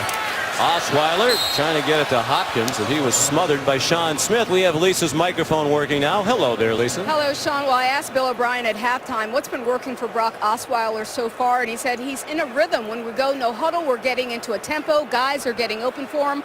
But he said the big thing with Osweiler, like with any quarterback, is starting off the drive well. When you do that, you have a better chance for success. Sean? In the second half has not started dramatically for the offense, and they're playing it very conservatively with the poor field position and the 13-point lead. It almost looks like they just don't want to make the critical mistake that might turn the game back around. Well, that's what happens when you play conservative. You have a lead. The other team is trying to get the ball back. They're not playing conservative. They're playing aggressive, and T.J. Carey comes off the corner, and be very careful now if you're the Texans backed up on 3rd and 11. 20 points for Houston. They haven't scored more than 24 in any of their last 10 games. Osweiler, deep throw intended for Will Fuller, and the speedy rookie out of Notre Dame could not run under it. And another 3 and out here in the third quarter for Houston. Credit the Oakland defense. 2 critical stops, and here's Richard, who once again can set up the Raiders with great field position. He has had a couple nice returns. I'd be careful if I were Shane Leckler. Do not give this man a good look. Here comes pressure off the corner. Leckler got it off, and a good one. Richard back to the 34, and good coverage. They know they need to get on Jalen Richard. Brian Peters leading the coverage for Houston. Well, you get the sense one Oakland touchdown here would really turn up the heat on this Houston offense and make them try to do something when they get the ball back. 56-yard punt there for Leckler and a return of 4. Well, consistency sometimes is a good thing, not necessarily what you want to see on your drive chart. Well, the best thing they did offensively was when they jumped in a no-huddle offense, and Hudson is returned at center. Their Pro Bowl man in the pivot. Where is Amari Cooper? They need him now. Hudson had x-rays on his ankle. Murray, well, they said, when we asked him, well, why do you think you're going to be able to run the ball this time when you couldn't against Houston in Mexico City in mid-November? They said, well, we're going to spread them out more. We're going to play a little bit smaller and try to create some space for our running game. That hasn't worked. Well, they're outnumbering them. It doesn't matter what personnel grouping. There's Bill Musgrave, the offensive coordinator. They're going to have to throw the ball against these loaded boxes. Pushing crowded the line of scrimmage with McKinney. Then they backed away, and the pass thrown by Cook over the head of Michael Crabtree. Here's Adam Schefter. Well, Sean, Rodney Hudson came out from the locker room after undergoing x-rays, came promptly to the Raiders bench and removed John Feliciano from the line of Raiders offensive linemen sitting there. You see him going through the drills, now back in the game. The bad news for the Raiders is linebacker Malcolm Smith has left with a hamstring injury. He's questionable to return. Got to hurry up if you're Connor Cook. You're way too long in the huddle, and against this mysterious Texan defense, your linemen need time at the line. Raiders are 0 for 9 on 3rd down and running out of time on the play clock. 1 second. Apparently they got it off. Cook lofts one, and Cooper couldn't catch it with A.J. Boye covering. These Raider receivers dropped too many passes. Cooper's got to make a play. Somebody's got to pick this team up. And Amari Cooper, I think, should make that catch on the sideline for a huge first down. And yep, right off his hands. Saw Crabtree drop one early, and now it's Cooper. Another 3 and out. For the 5th time in their last 6 possessions. Marquette King. I'd be getting a little leg weary. That one was not characteristic of his talents. Going to mark it at the 22-yard line.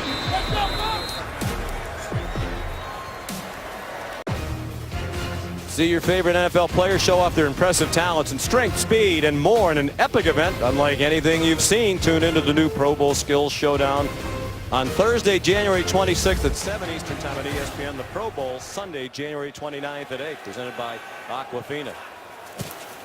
1st and 10, Houston from the 22.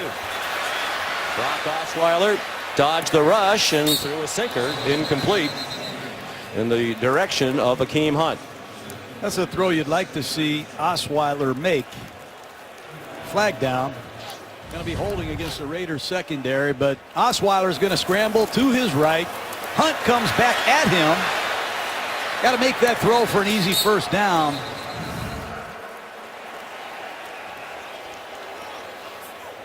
And holding on the Raiders gives Houston a new set of downs.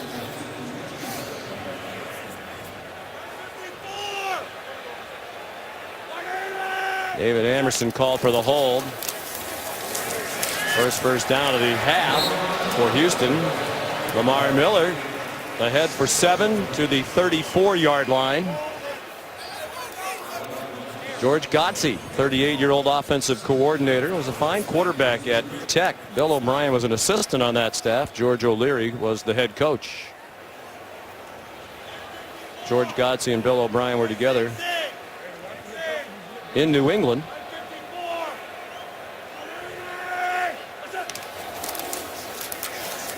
Miller again. And coach, it was interesting talking to Bill O'Brien on Thursday. He was the offensive coordinator for part of his 5 years as an assistant under Bill Belichick. So that was kind of easy when you think back. You're the offensive coordinator for Tom Brady. You'd call a play. Said I used to close my eyes in the home games and just listen for the crowd to roar, knowing we had a first down or a touchdown. He said, with this offense this year, you're just hoping for anything that might gain 3 or 4 yards. Well, we've seen a little improvement today, Sean, and this is a big third down for the Texans. They love to milk this clock.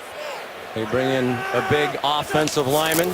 Kendall Lamb in there as the 6th offensive lineman. Good effort by Jay Prosh. He got hit behind the line of scrimmage, but lunged forward for what looks to be a first down. Perry Riley made the tackle. Bill O'Brien looking at the spot. They felt like they got a couple of really bad spots late in the game in Mexico City against the Raiders. But he got just enough of the mark there for the first down to keep this possession going. Watch Osweiler. He's in a check with me. He's either going to run the ball left or right based on the alignment of the Raiders. Again, a formation that would suggest a run. They're going to keep trying to pound it with Lamar Miller. And he's across the 40-yard line. Well, clearly, Bill O'Brien, a bright offensive mind. I think most people who follow football closely would agree with that. But just goes to show you, you can X and O all you want, but if you really don't have the talent that can do it, it's a grind, a Gruden grinder when you're trying to coach up some first downs. Hey, it's hard to call plays. There were times when I was coaching that you're calling plays for touchdowns. And then some days you're calling them to get first downs. And then with certain groups, you're just trying not to turn the ball over. But I credit Bill O'Brien as much as any coach in this league for winning back-to-back division championships. I was here last year. He won a division title with 4 different starters winning a game for him at quarterback. And this year he's held it together. They lose J.J. Watt. I hear all the negativity about their pass offense, their red zone offense, their lack of scoring. But here he is again, and they're knocking on the door of round 2 of the playoffs. It's a credit to the coaching job that he and his staff have done. Steady dose of Lamar Miller now. 3rd down and 4. They are killing some time. Jonathan Grimes comes in at running back. The 3 straight winning seasons under O'Brien. It's the first time in Texans franchise history, 15 years, they've had 3 winning seasons in a row. Short throw, and Fuller, a huge tackle made by Sean Smith. If Fuller got away at another clock-killing first down. You got to be able to cover, but you also have to be able to get people down. And Sean Smith saved the day there on that crossing route. Fuller crosses the formation. Smith did an excellent job sifting through traffic and just short of the first down. Here's Leckler. 40-year-old punter, fourth oldest player in the league. With the three older all place kickers. T.J. Carey and the punt well covered by Don Jones, special teams standout, their leading special teams tackler for the year. Over 5 seconds of hang time on that kick for 45 yards by Leckler.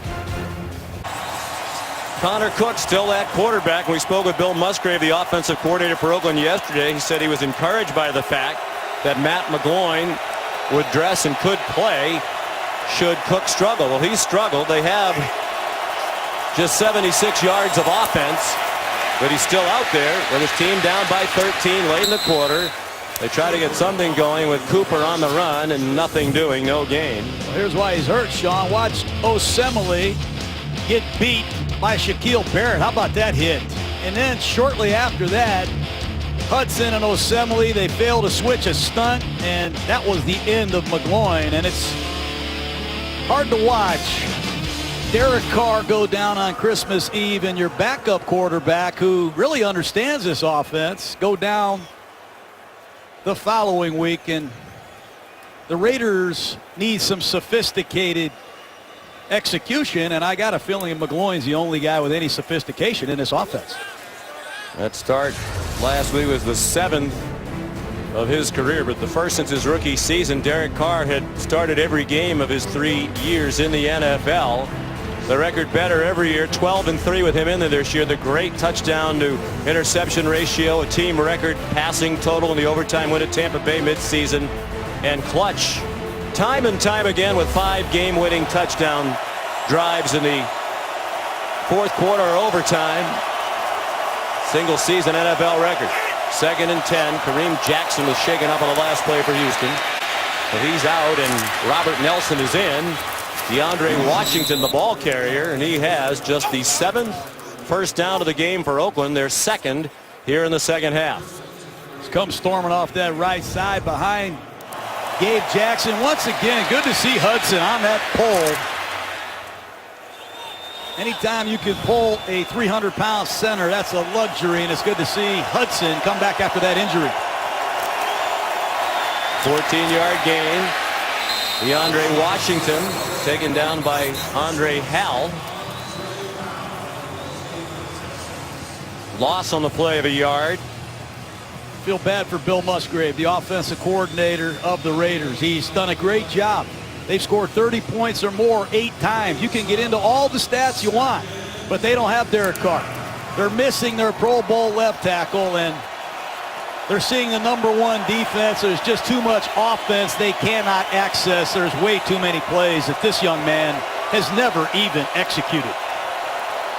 And it's a shame because you really got the sense that with Carr, they were a legitimate Super Bowl contender. You wonder if they believe, the Raiders, that they still are without Carr. There's a drop on a ball that Cook threw right into the lap of DeAndre Washington, the rookie out of Texas Tech, with a homecoming today. He's from Missouri City, Texas.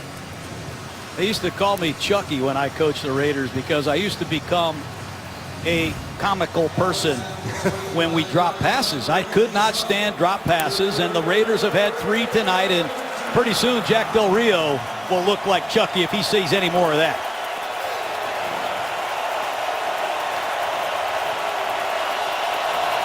Oakland is 0 for 10 on 3rd down. This is 3rd and 10. Well blocked this time. Cook throws, and a leaping grab made by Crabtree. There's a flag down on the play.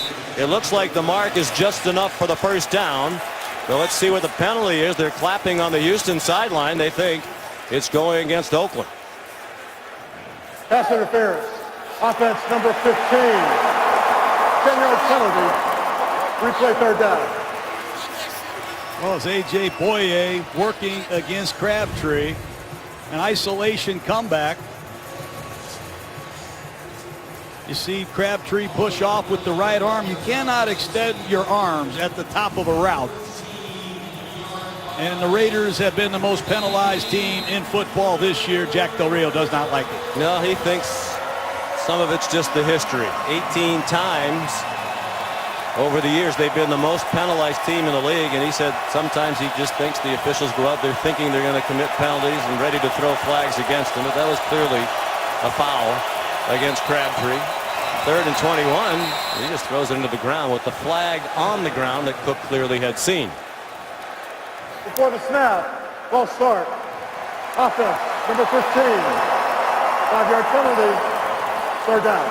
The Raiders this year led the league in penalties and penalty yards. And they were penalized 93 times for 831 yards in road games. That's the highest total of penalties and penalty yards in road games in the history of the National Football League. So yeah, Jack Del Rio probably gets a little tired of seeing the flags on the ground, particularly away from home. They set the league record with 23 penalties in their overtime win at Tampa Bay this year. 3rd and 26, and Seth Roberts couldn't catch it. Well, it's drop passes and bad throws, and Oakland 0 for 10 on 3rd down. I don't think they have any chance without making a change unless McGloin is just seriously injured. They cannot convert on 3rd down. 10th punt for Marquette King. The NFL playoff record for most punts in a regulation game is 11. Done 5 times. King's on the ground, and there is a flag thrown with a contact with the punter. Here's Tyler Irvin bringing it back to the house, but it isn't going to matter. They ran into King. I believe it's Whitney Merciless who roughed Marquette King. Bill O'Brien can't believe it.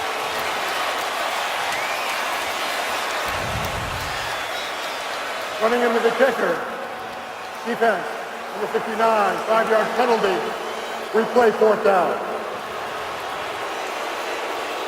That would have clinched it. Fortunately for Houston,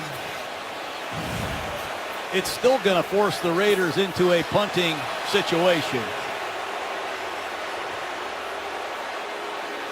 But here's Irvin, the man we saw earlier in the season. This is an interesting player with a unique college background, has a history of returning kicks, and he's just a youngster. It looked like Jack Del Rio was arguing about whether it should have been a 15-yard penalty for roughing the kicker. Jerry Austin's here. What'd you think, Jerry? This is a 5-yard penalty. He runs into the extended leg. Now, if he'd have hit the plant leg or gone through the body, then it would have been 15. So King punts. Irvin muffed the punt, and it winds up in the hands of Eddie Pleasant. Boy, Houston catches a big break there, and Oakland almost got the big break it desperately needed. Bill O'Brien says we need a new punt returner. That is one of the luckier plays you'll ever see. It bounces right off his head. Well, he went from bringing one back for a touchdown to almost being an enormous goat. And Bill O'Brien grabbed his headset, probably said this game cannot end fast enough. And there's still the entire 4th quarter to go. They are really sitting on the lead now. Trying to calm down the rookie out of San Jose State. And they brought in the 4th round largely because of his prowess as a kickoff and punt returner for the San Jose State Spartans. Jonathan Grimes is the running back on 1st and 10 Houston. Texans from their own 47 with 17 seconds to go in the 3rd quarter and leading 20-7. Osweiler throws it away. Well, their last drive, they held it for 4 minutes before they had to give it back to Oakland. It's about all the offense we've seen. That's it, in just the still the block. And here's Danico Autry checking in for the Raiders. And 2nd down and 10, great field position. When Houston did get it going, it was number 10, DeAndre Hopkins. Here he is in the slot working against TJ Carey at the bottom of the screen.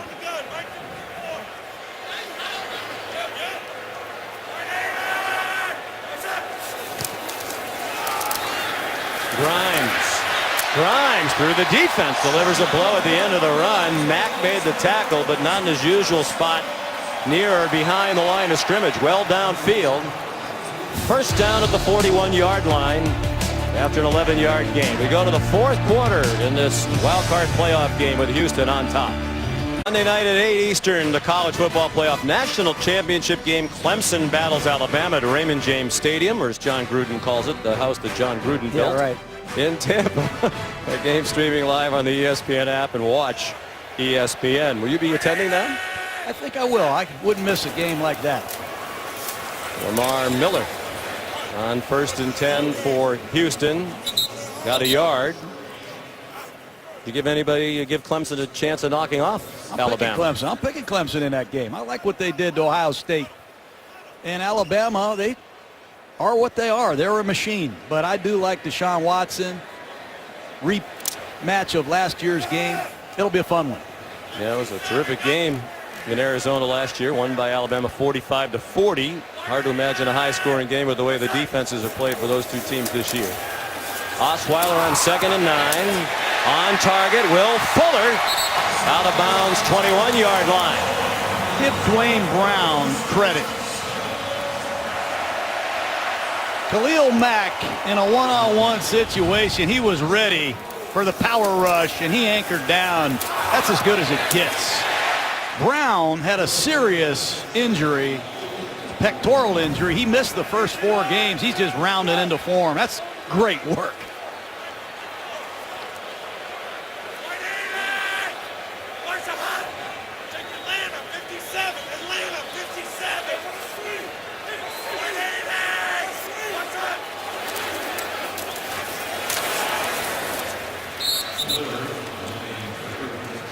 Miller, the ball carrier. And Dwayne Brown, a leader of this team. He's the longest tenured Texan. 132 career starts. Only Andre Johnson started more games for Houston. 3 times a Pro Bowler. And those 4 linemen he's out there with right now, I don't remember any of them last year. Boucher, Mance, Allen, and Clark. 4 newcomers and the veteran Brown. That was a serious injury, too. He tore the quad right off the bone. Thrown to the end zone. Little hand fighting there with Hopkins and Emerson. And is there a flag down? Emerson seems to be protesting. We don't see the flag on the ground. We're going to call this against Emerson. It'll be 1st and goal at the 1. I didn't like this call. Pass interference. Defense, number 29. That foul occurred in the end zone. The ball will be spotted at the 1-yard line. Automatic first down. I see hands on hands there, but is that the old Raider you coming out, or is I guess 1st and goal at the 1. Looked like he had a mitt full of the jersey for a little bit. You show film at that speed, it's going to be PI every time. If you see it at that slow motion. 1st and goal at the 1. 260-pound Jay Prosh at fullback. 17-yard penalty. Miller, a little late polish as he went to the ground. Stacy McGee in on the tackle. I mean, this situation isn't the worst thing if you're George Godsey and Bill O'Brien to score on 2nd or 3rd down. Take a little more time off the clock. Yes, indeed. That's the only enemy. And I stood next to Jay Prosh on the practice field Friday. I think he's the strongest man on the Texans. He looks exactly like you want your fullback to look.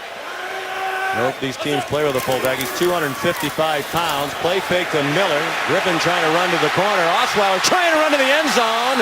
Touchdown, Houston.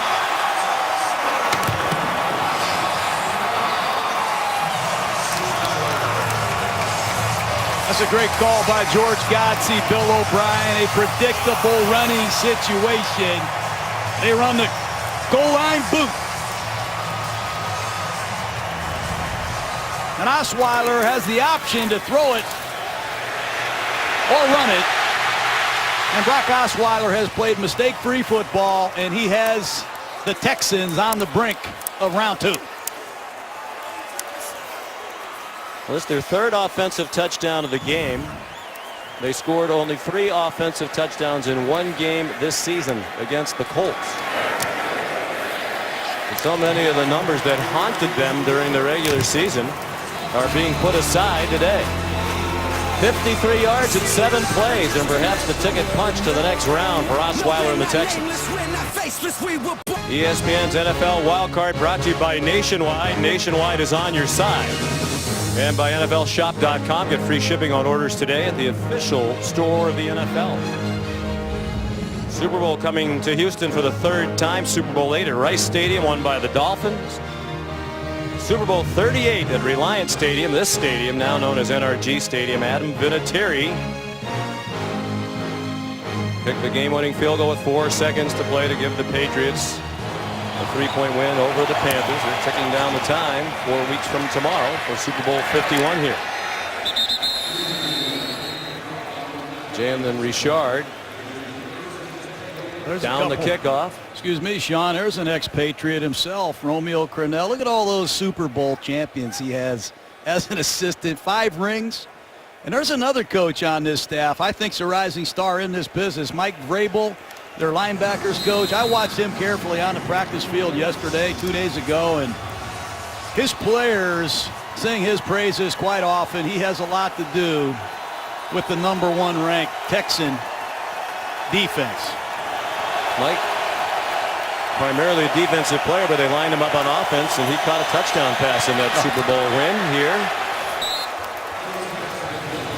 Incomplete pass thrown by Connor Cook. A.J. Boye, another breakup. It's intended for Cooper, who's done very little today. Here's Adam Schefter. Thanks, Sean. The big blows keep coming to the Oakland Raiders. Michael Crabtree is not in the game right now, and the NFL's independent evaluator for concussions is escorting Michael Crabtree to the locker room right now.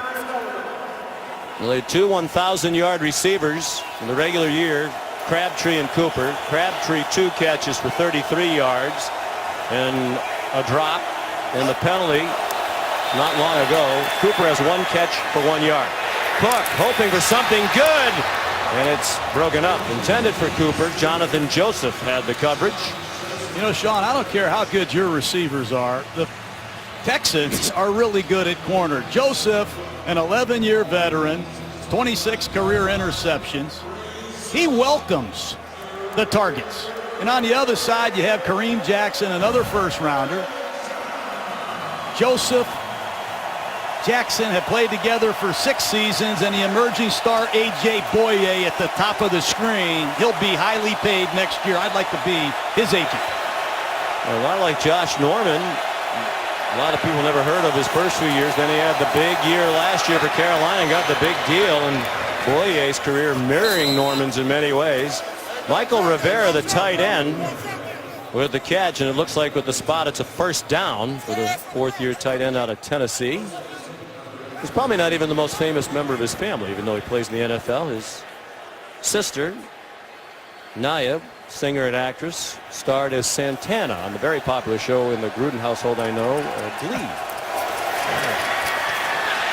Which is what you spread wherever you go. How about that play? Batted away, intended for Roberts, and it's Robert Nelson, a backup 2nd-year corner out of Arizona State, making a big play. It's what they do. They have talented players at all 3 levels. It's a bootleg. Merciless reads it, and under pressure, Cook. Off target again. Just 7 for 25 passing. Which raises the question, you think they just dressed McGloin for an emergency situation? Well, he got punished last week. He must really be hurt. Or he'd be out here. Go if they needed him. Oakland now to exactly 100 yards of offense for the game. They averaged 373 during the regular season, 6th in the league, but most of that with Derek Carr. Richard gets very little, and Houston with this score and clock situation will give him that all day long. Bernardrick McKinney made the tackle. I call it the factor grade, Sean. How do you ruin the game? I used to ask Simeon Rice, Sap, ruin a game. And he doesn't get there all the time, but believe me, Connor Cook has felt number 90's breath on his back all day. 2 years this man battled injuries. People doubted on him. Some quit on him. He took a lot of criticism. He just kept working. He leaned on some of these veteran Texans for leadership, and are they glad they hung with their former #1 overall pick? And Dwayne Brown practiced opposite him every day. He said he kept telling Clowney, you're going to be a star. Believe in yourself. There's a catch in traffic. Finally, a receiver makes a play for Oakland. Andre Holmes, without Crabtree, the target there, just his 15th catch of the year for a 20-yard gain. Caught over 45 passes a couple years ago. Holmes needs to find a team where he can be a regular. He's good enough to start. Well, they're rolling now on 3rd down. That's 2 in a row after they started the game 0 for 11. Jamaze Olawale, the fullback, he had a huge play as part of their comeback against Houston and Mexico City. A 75-yard touchdown reception early in the 4th quarter to tie that game at 20. Oakland got another score to win 27-20. And in the no-huddle offense, Connor Cook is on his own, accessing these plays with very little help. 20-yard pass to Holmes was the longest play from scrimmage today for Oakland. Holmes the target again. Another 1st down at the 27-yard line. A couple impressive throws by Connor Cook. When he gets pass protection, he's able to see the field, throw some strikes. And Holmes has had sure hands. That helps.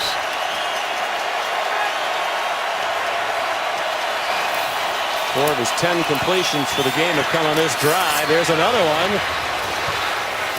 Michael Rivera with a flag down. 9.5 minutes to go. If the play stands, it's 1st and goal at the 8. We're going to call Rivera for a push-off. Pass interference. Offense, number 81. 10-yard penalty. Replay, 1st down. Not filling Jack Del Rio with glee. I'll take a look at it. It's a seam route. It's a back shoulder throw. Does Rivera push off? I don't see that. Yeah, you see that much on plenty of plays during the typical game doesn't go called. And when you Jack Del Rio and you think you're kind of behind before the game even starts in that area, it's aggravating. 8 penalties for the Raiders today. They're below their average. Good pocket for Cook, and the throw batted away. Nice play in the secondary by Corey Moore, backup safety out of Georgia, intended for Johnny Holton. Excuse me, Sean. This guy's amazing. Corey Moore. I've seen him start the last 5 games. Second-year man. I did not know who he was, but he has replaced Andre Howell as a starter in a lot of their packages, and most of the plays you see Moore make are around the line of scrimmage. That time he showed really good range on the back end. 2nd and 20. Huge offensive pass interference call against Oakland. Richard upended as he got inside the 35. Robert Nelson again. Do you like the way the Texans tackle? They just don't miss many tackles. Robert Nelson signed early in the season, been around the league. Romeo Crennel emphasizes it, demands it. Don't dive after people, run through people, and wrap. And Mike Vrabel, Romeo Crennel, what a battery they've been, but they have a very good tackling defense, particularly in the secondary. 11th play of the possession for Oakland. It's taking a lot of time. Clowney in hot pursuit. Cook on the run, incomplete. And now Oakland's going to get a flag on Jonathan Joseph. The ball intended for Andre Holmes, but Oakland's going to get a call going in its favor. No doubt, when the quarterback scrambles, you have to plaster it to your man. Defense number 24. The ball will be placed at the spot of the foul. Automatic 1st down. Quarterback breaks contain. You're going to see Joseph on the left side of your screen. Got to hold that coverage for a long time. Jerry likes that call, Sean. I'll look at Jerry from now on. I wish they'd let these guys play. I talked to Dean Blandino, the head of the Fish-Chamber League, early in the week, and he said there's the perception that sometimes in the postseason the officials let them play, quote-unquote, don't throw the flags. They've instructed not to do that. Call it the way they would any game in the regular season. And there's a touchdown to Holmes. Out there because Crabtree is not, and Holmes was a star on Oakland's touchdown drive. Still 8:10 to go. and they were within a couple of touchdowns. Well, Houston stopped blitzing. They turned down a lot of the volume of their disguises. They played a generic defense, and Connor Cook ripped them. Cook made some excellent throws on that possession. With 8 minutes left. Sorry, Coach. No, 8 minutes left, Sean. There's a lot of crazier things that have happened. Holmes had 14 catches in the entire regular season. He had 3 on that drive, including the touchdown. Janikowski the extra point. And there is hope on the Oakland sideline. 27-14, 8:10 to go in Houston. Connor Cook had 6 fourth-quarter comebacks at Michigan State, including some of the biggest games of his career. The Big Ten championship game against Ohio State. Rose Bowl against Stanford, down by 10, won by 4. Cotton Bowl against Baylor, that was huge. They were down by 20 and won 42-41. Big Ten championship game against Iowa, down 13-9. They rallied for a 16-13 win. He's just thrown his first playoff touchdown in the NFL. Second NFL touchdown. He had one in his only regular season game last week against Denver. And now, will it be an onside kick? No. Janikowski with 8:10 to go kicks it away. Tyler Urban. You surprised, Coach, that they didn't opt for an onside kick? Yes, I am a little bit, for sure. Houston's going to run the football, and Oakland needs a 3-and-out in the worst way here. Once again, Malcolm Smith, Raiders leading tackler, out of the football game. Number 57, Corey James, going to be asked to make some calls and make some plays and get off the field. 4 down, 54.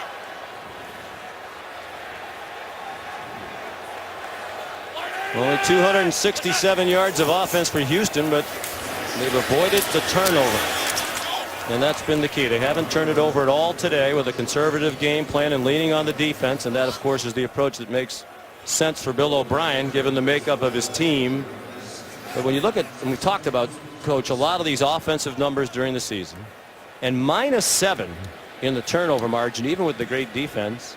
Only the Rams, Cleveland, Jacksonville, the Jets, and Chicago were worse in turnover ratio in the league, and they were all among the worst teams in the league. But somehow, at -7, Houston's in the playoffs. Great defense to offset it. Here comes pressure from Oakland. And a good tackle by Khalil Mack. Miller started running in the direction from which the blitz came, but Mack filled that void. What a great play he just made. It's a draw play. You have to be able to read plays and get out of a pass rush and run it down, and that's the second time Mack has done it brilliantly. 3rd and long. Mack at the bottom of the screen, Irvin at the top. They have combined for 11 forced fumbles. 10 tackles for Mack today. Will they risk a pass on 3rd down and 9 or keep it conservative and lean again on the defense? Osweiler back to pass. Ball's deflected and incomplete. You know, for a 6'8" quarterback, I've seen over 20 passes rejected by Brock Osweiler in his short time as a starter, and they're lucky that ball wasn't intercepted. You see 97 Edwards, 96 Autry. I believe that's the 5th ball Autry has rejected, and those tip passes oftentimes result in interceptions. Over the last 2 seasons, Osweiler has the 8th highest rate of passes being batted down in the league, even at 6'8". There's Don Jones again, the special teams standout, taking down Jalen Richard immediately on the catch. 55-yard punt by Shane Leckler. Excellent coverage by Jones. Well, as you said at the top of the telecast, John, almost not fair for Connor Cook. First career start, first player ever to do that in a playoff game at quarterback.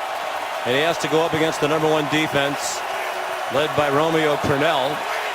In his 34th season, he's coached in 31 postseason games. Cook on target.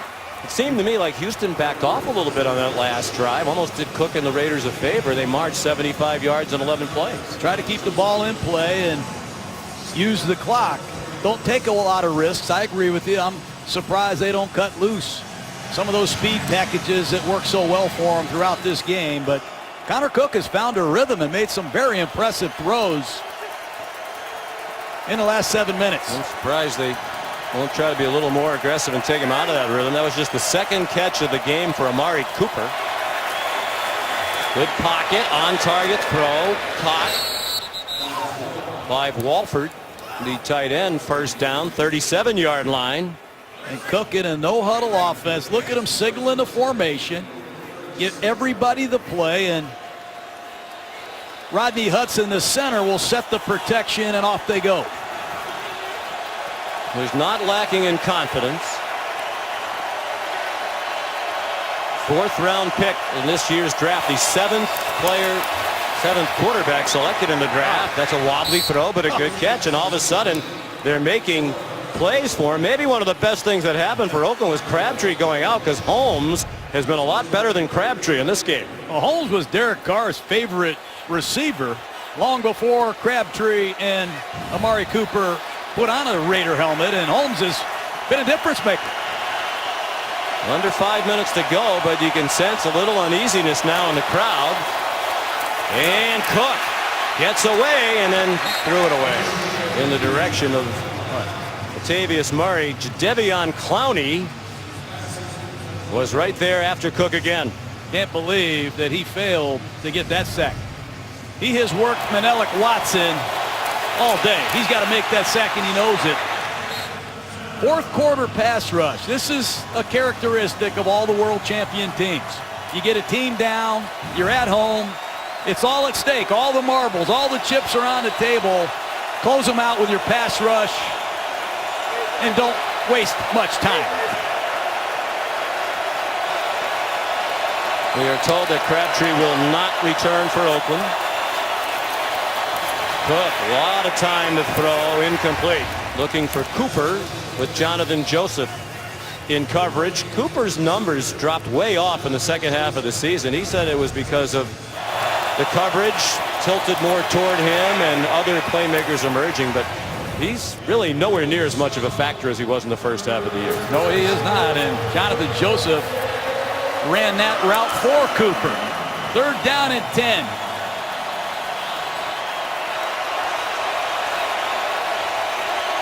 And you'd think in 4-down territory here, down by 13, under 5 minutes to go.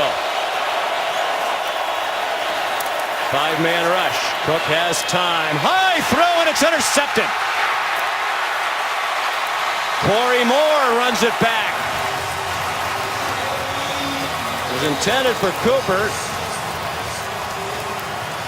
Got to hit that. The stunt, it's a blitz, it's man-to-man coverage. And Cook had Cooper open in the middle of the field. Tipped, intercepted, and that should be the final dagger. First career interception for Moore.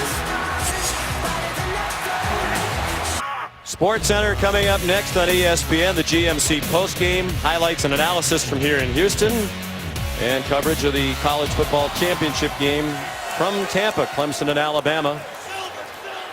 Monday night, 8 o'clock on ESPN and ESPN Radio. First and 10, Houston. Boy, that's a bad penalty in the 4-minute drill. The only enemy is the clock.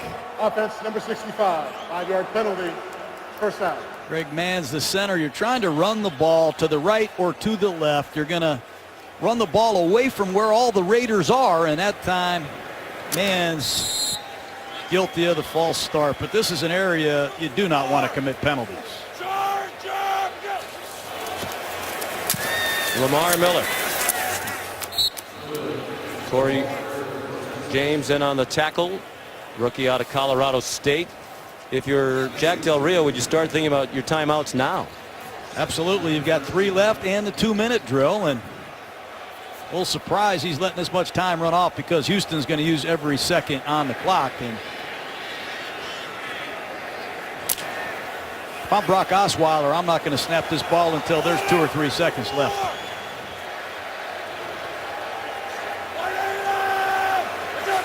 All right, they snap it with 10. Doing Oakland a favor. Miller weaves his way to the 47. Reggie Nelson. There's a timeout. Yep. with 3:50 to go. Well, the coach has talked about don't turn it over. It was Oakland that had been great all year, plus 16 in turnover margin. Bill O'Brien's team -7. But Osweiler under a lot of pressure today. Solid performance, and the most important thing for Houston, no turnovers. No turnovers, and we won a Super Bowl with the #1 defense. Our offense got hot. Brad Johnson played great, took care of the ball.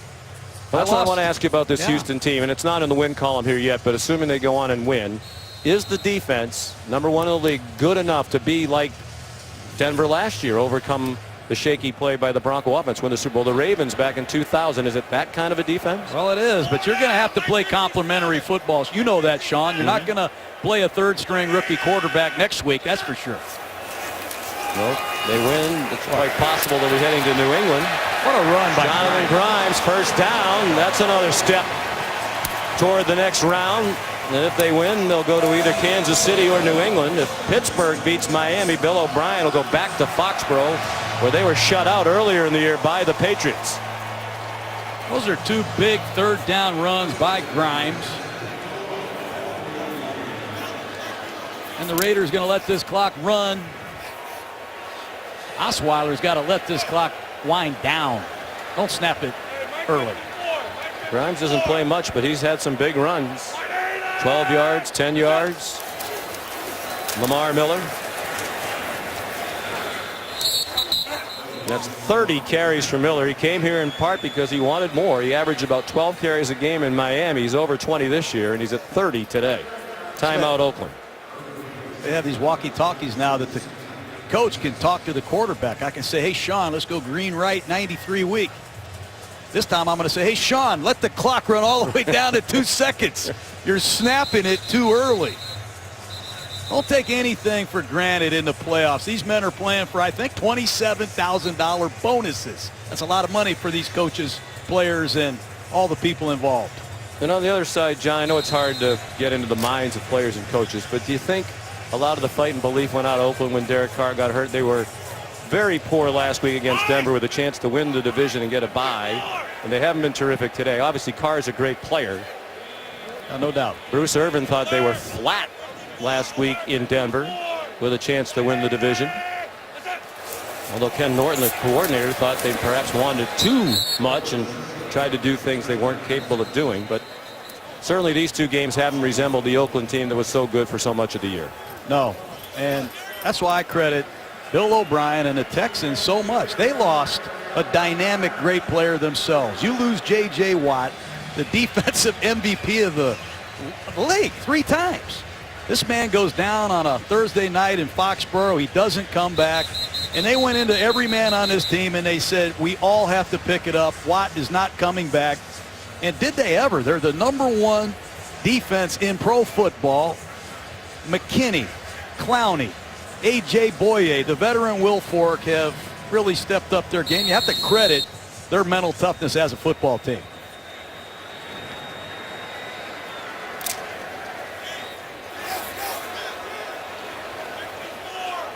Oakland out of timeouts now. They will have the 2-minute warning in 59 seconds.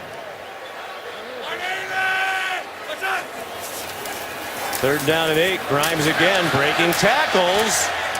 Comes up short of the line to make. They will have to snap it again before the 2-minute warning, and now Bill O'Brien has a decision to make. You try to pick up the 1st down or you punt it down into the corner. It would be a long field goal try from here of about 52 yards. Oh, with a veteran Leckler, I'm going to this ball out of bounds and make the rookie quarterback go the length. I think they're going to let the clock run all the way down and use one of their timeouts, and then Bill O'Brien have a little more time to think about what he wants to do. Use a hard count, try to lure the Raiders off sides. That's always a common play in this situation. Bill O'Brien has all the specials for this situation, I'm sure.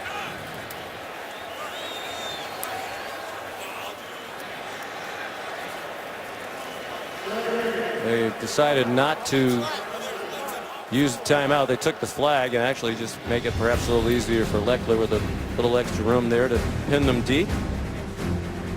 So it's quite possible, as we said, that the Texans could be heading back to Foxborough. The game against Bill O'Brien's old team, the Patriots, back in his native Massachusetts. But The Dolphins and the Steelers still to be heard from. And if the Steelers win at home against Miami, Houston would go to New England.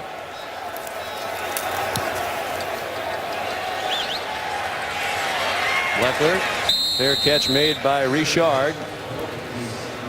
As usual, Shane Leckler does his job, and Oakland will take over at the 7-yard line with 2:06 to go, no timeouts.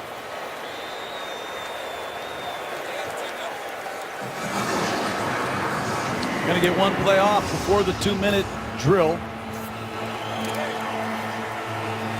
I expect to see Houston rush 4. Keep the ball in play, and that would be interesting. The Houston Texans, O'Brien, Crennel, Vrabel, those ex-Patriots going to Foxborough. This #1 defense against Tom Brady, I'd love to see it. Well, Miami could do something to interrupt that homecoming. Cook out of the end zone. Seth Roberts couldn't get away. But Robert Nelson's been excellent since Kareem Jackson got hurt, and there's the 2-minute warning.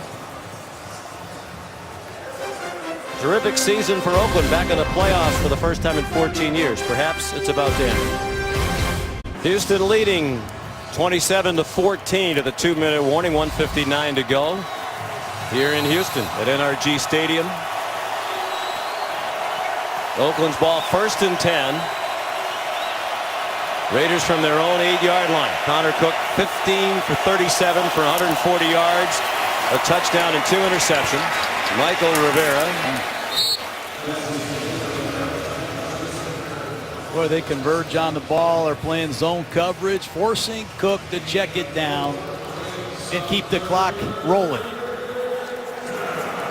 Right now, I think of the words of our friend and colleague Chris Berman, who's stepping away from a lot of our NFL coverage at the end of this year. Tick, tick, tick, tick, tick.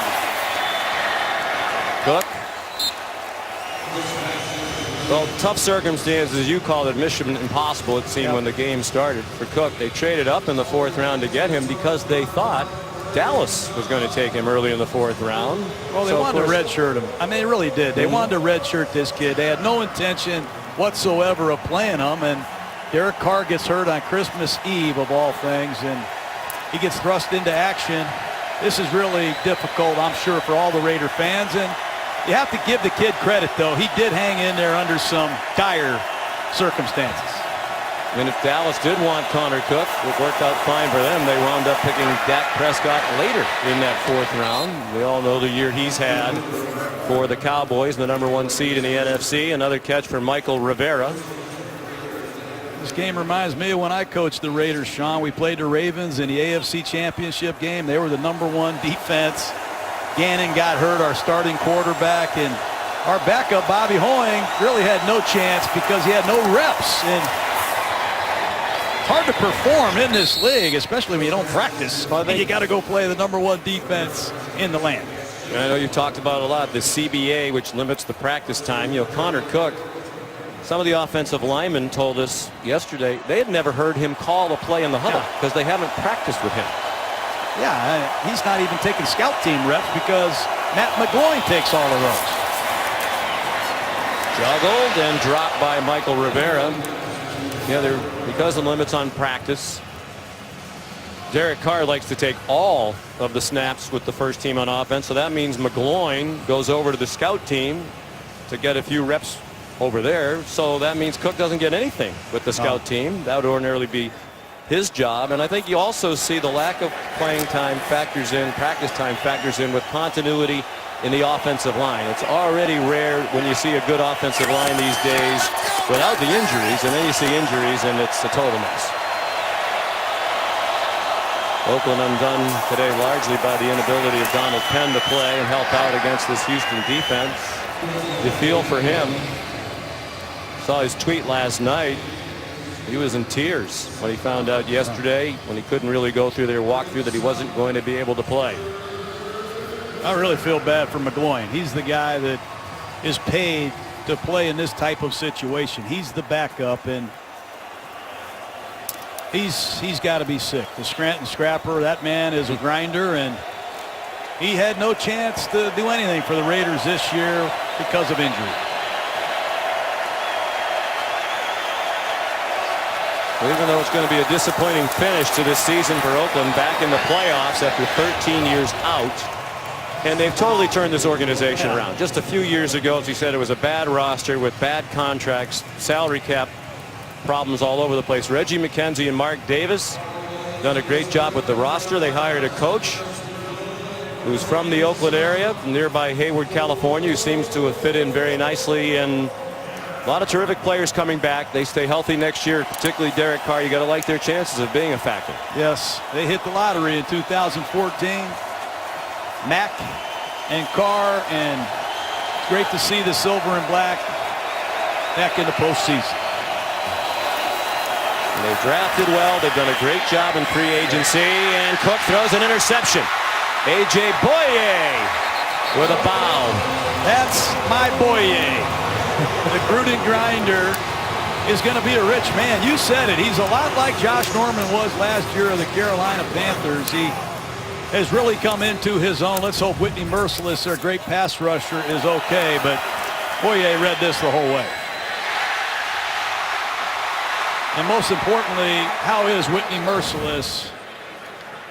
Well, that would be huge. In the last 15 seconds of the win, if they were to lose him.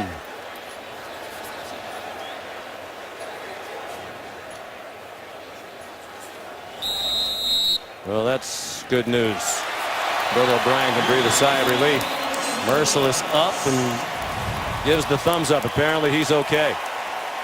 There he is on an inside move, and that's scary.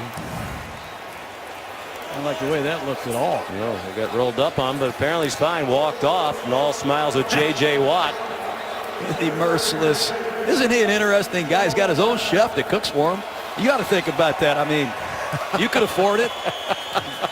Get yourself your own chef. What a pro he is. Yeah, he's very careful about his diet. It's one of the reasons why he's one of the best defensive players in the league. More and more people hearing about him. Well, Bill O'Brien suffered through a 30-0 loss in this game a year ago, the wild card game at home against Kansas City. Much different turn of events today. Jack Del Rio shorthanded, and Oakland's season ends with a disappointment. And for Houston, it's on the next weekend. And the dream of being the first team to play in a Super Bowl in their home stadium still alive for the Texans. They'll head to either Kansas City or New England next weekend. If they go to New England, it was ugly when they were in Foxborough week 3. They lost 27-0, and it was Jacoby Brissett at quarterback for New England. 27-14 the final. Back in a moment with the Gruden Grinder. ESPN thanks you for watching this presentation of the National Football League.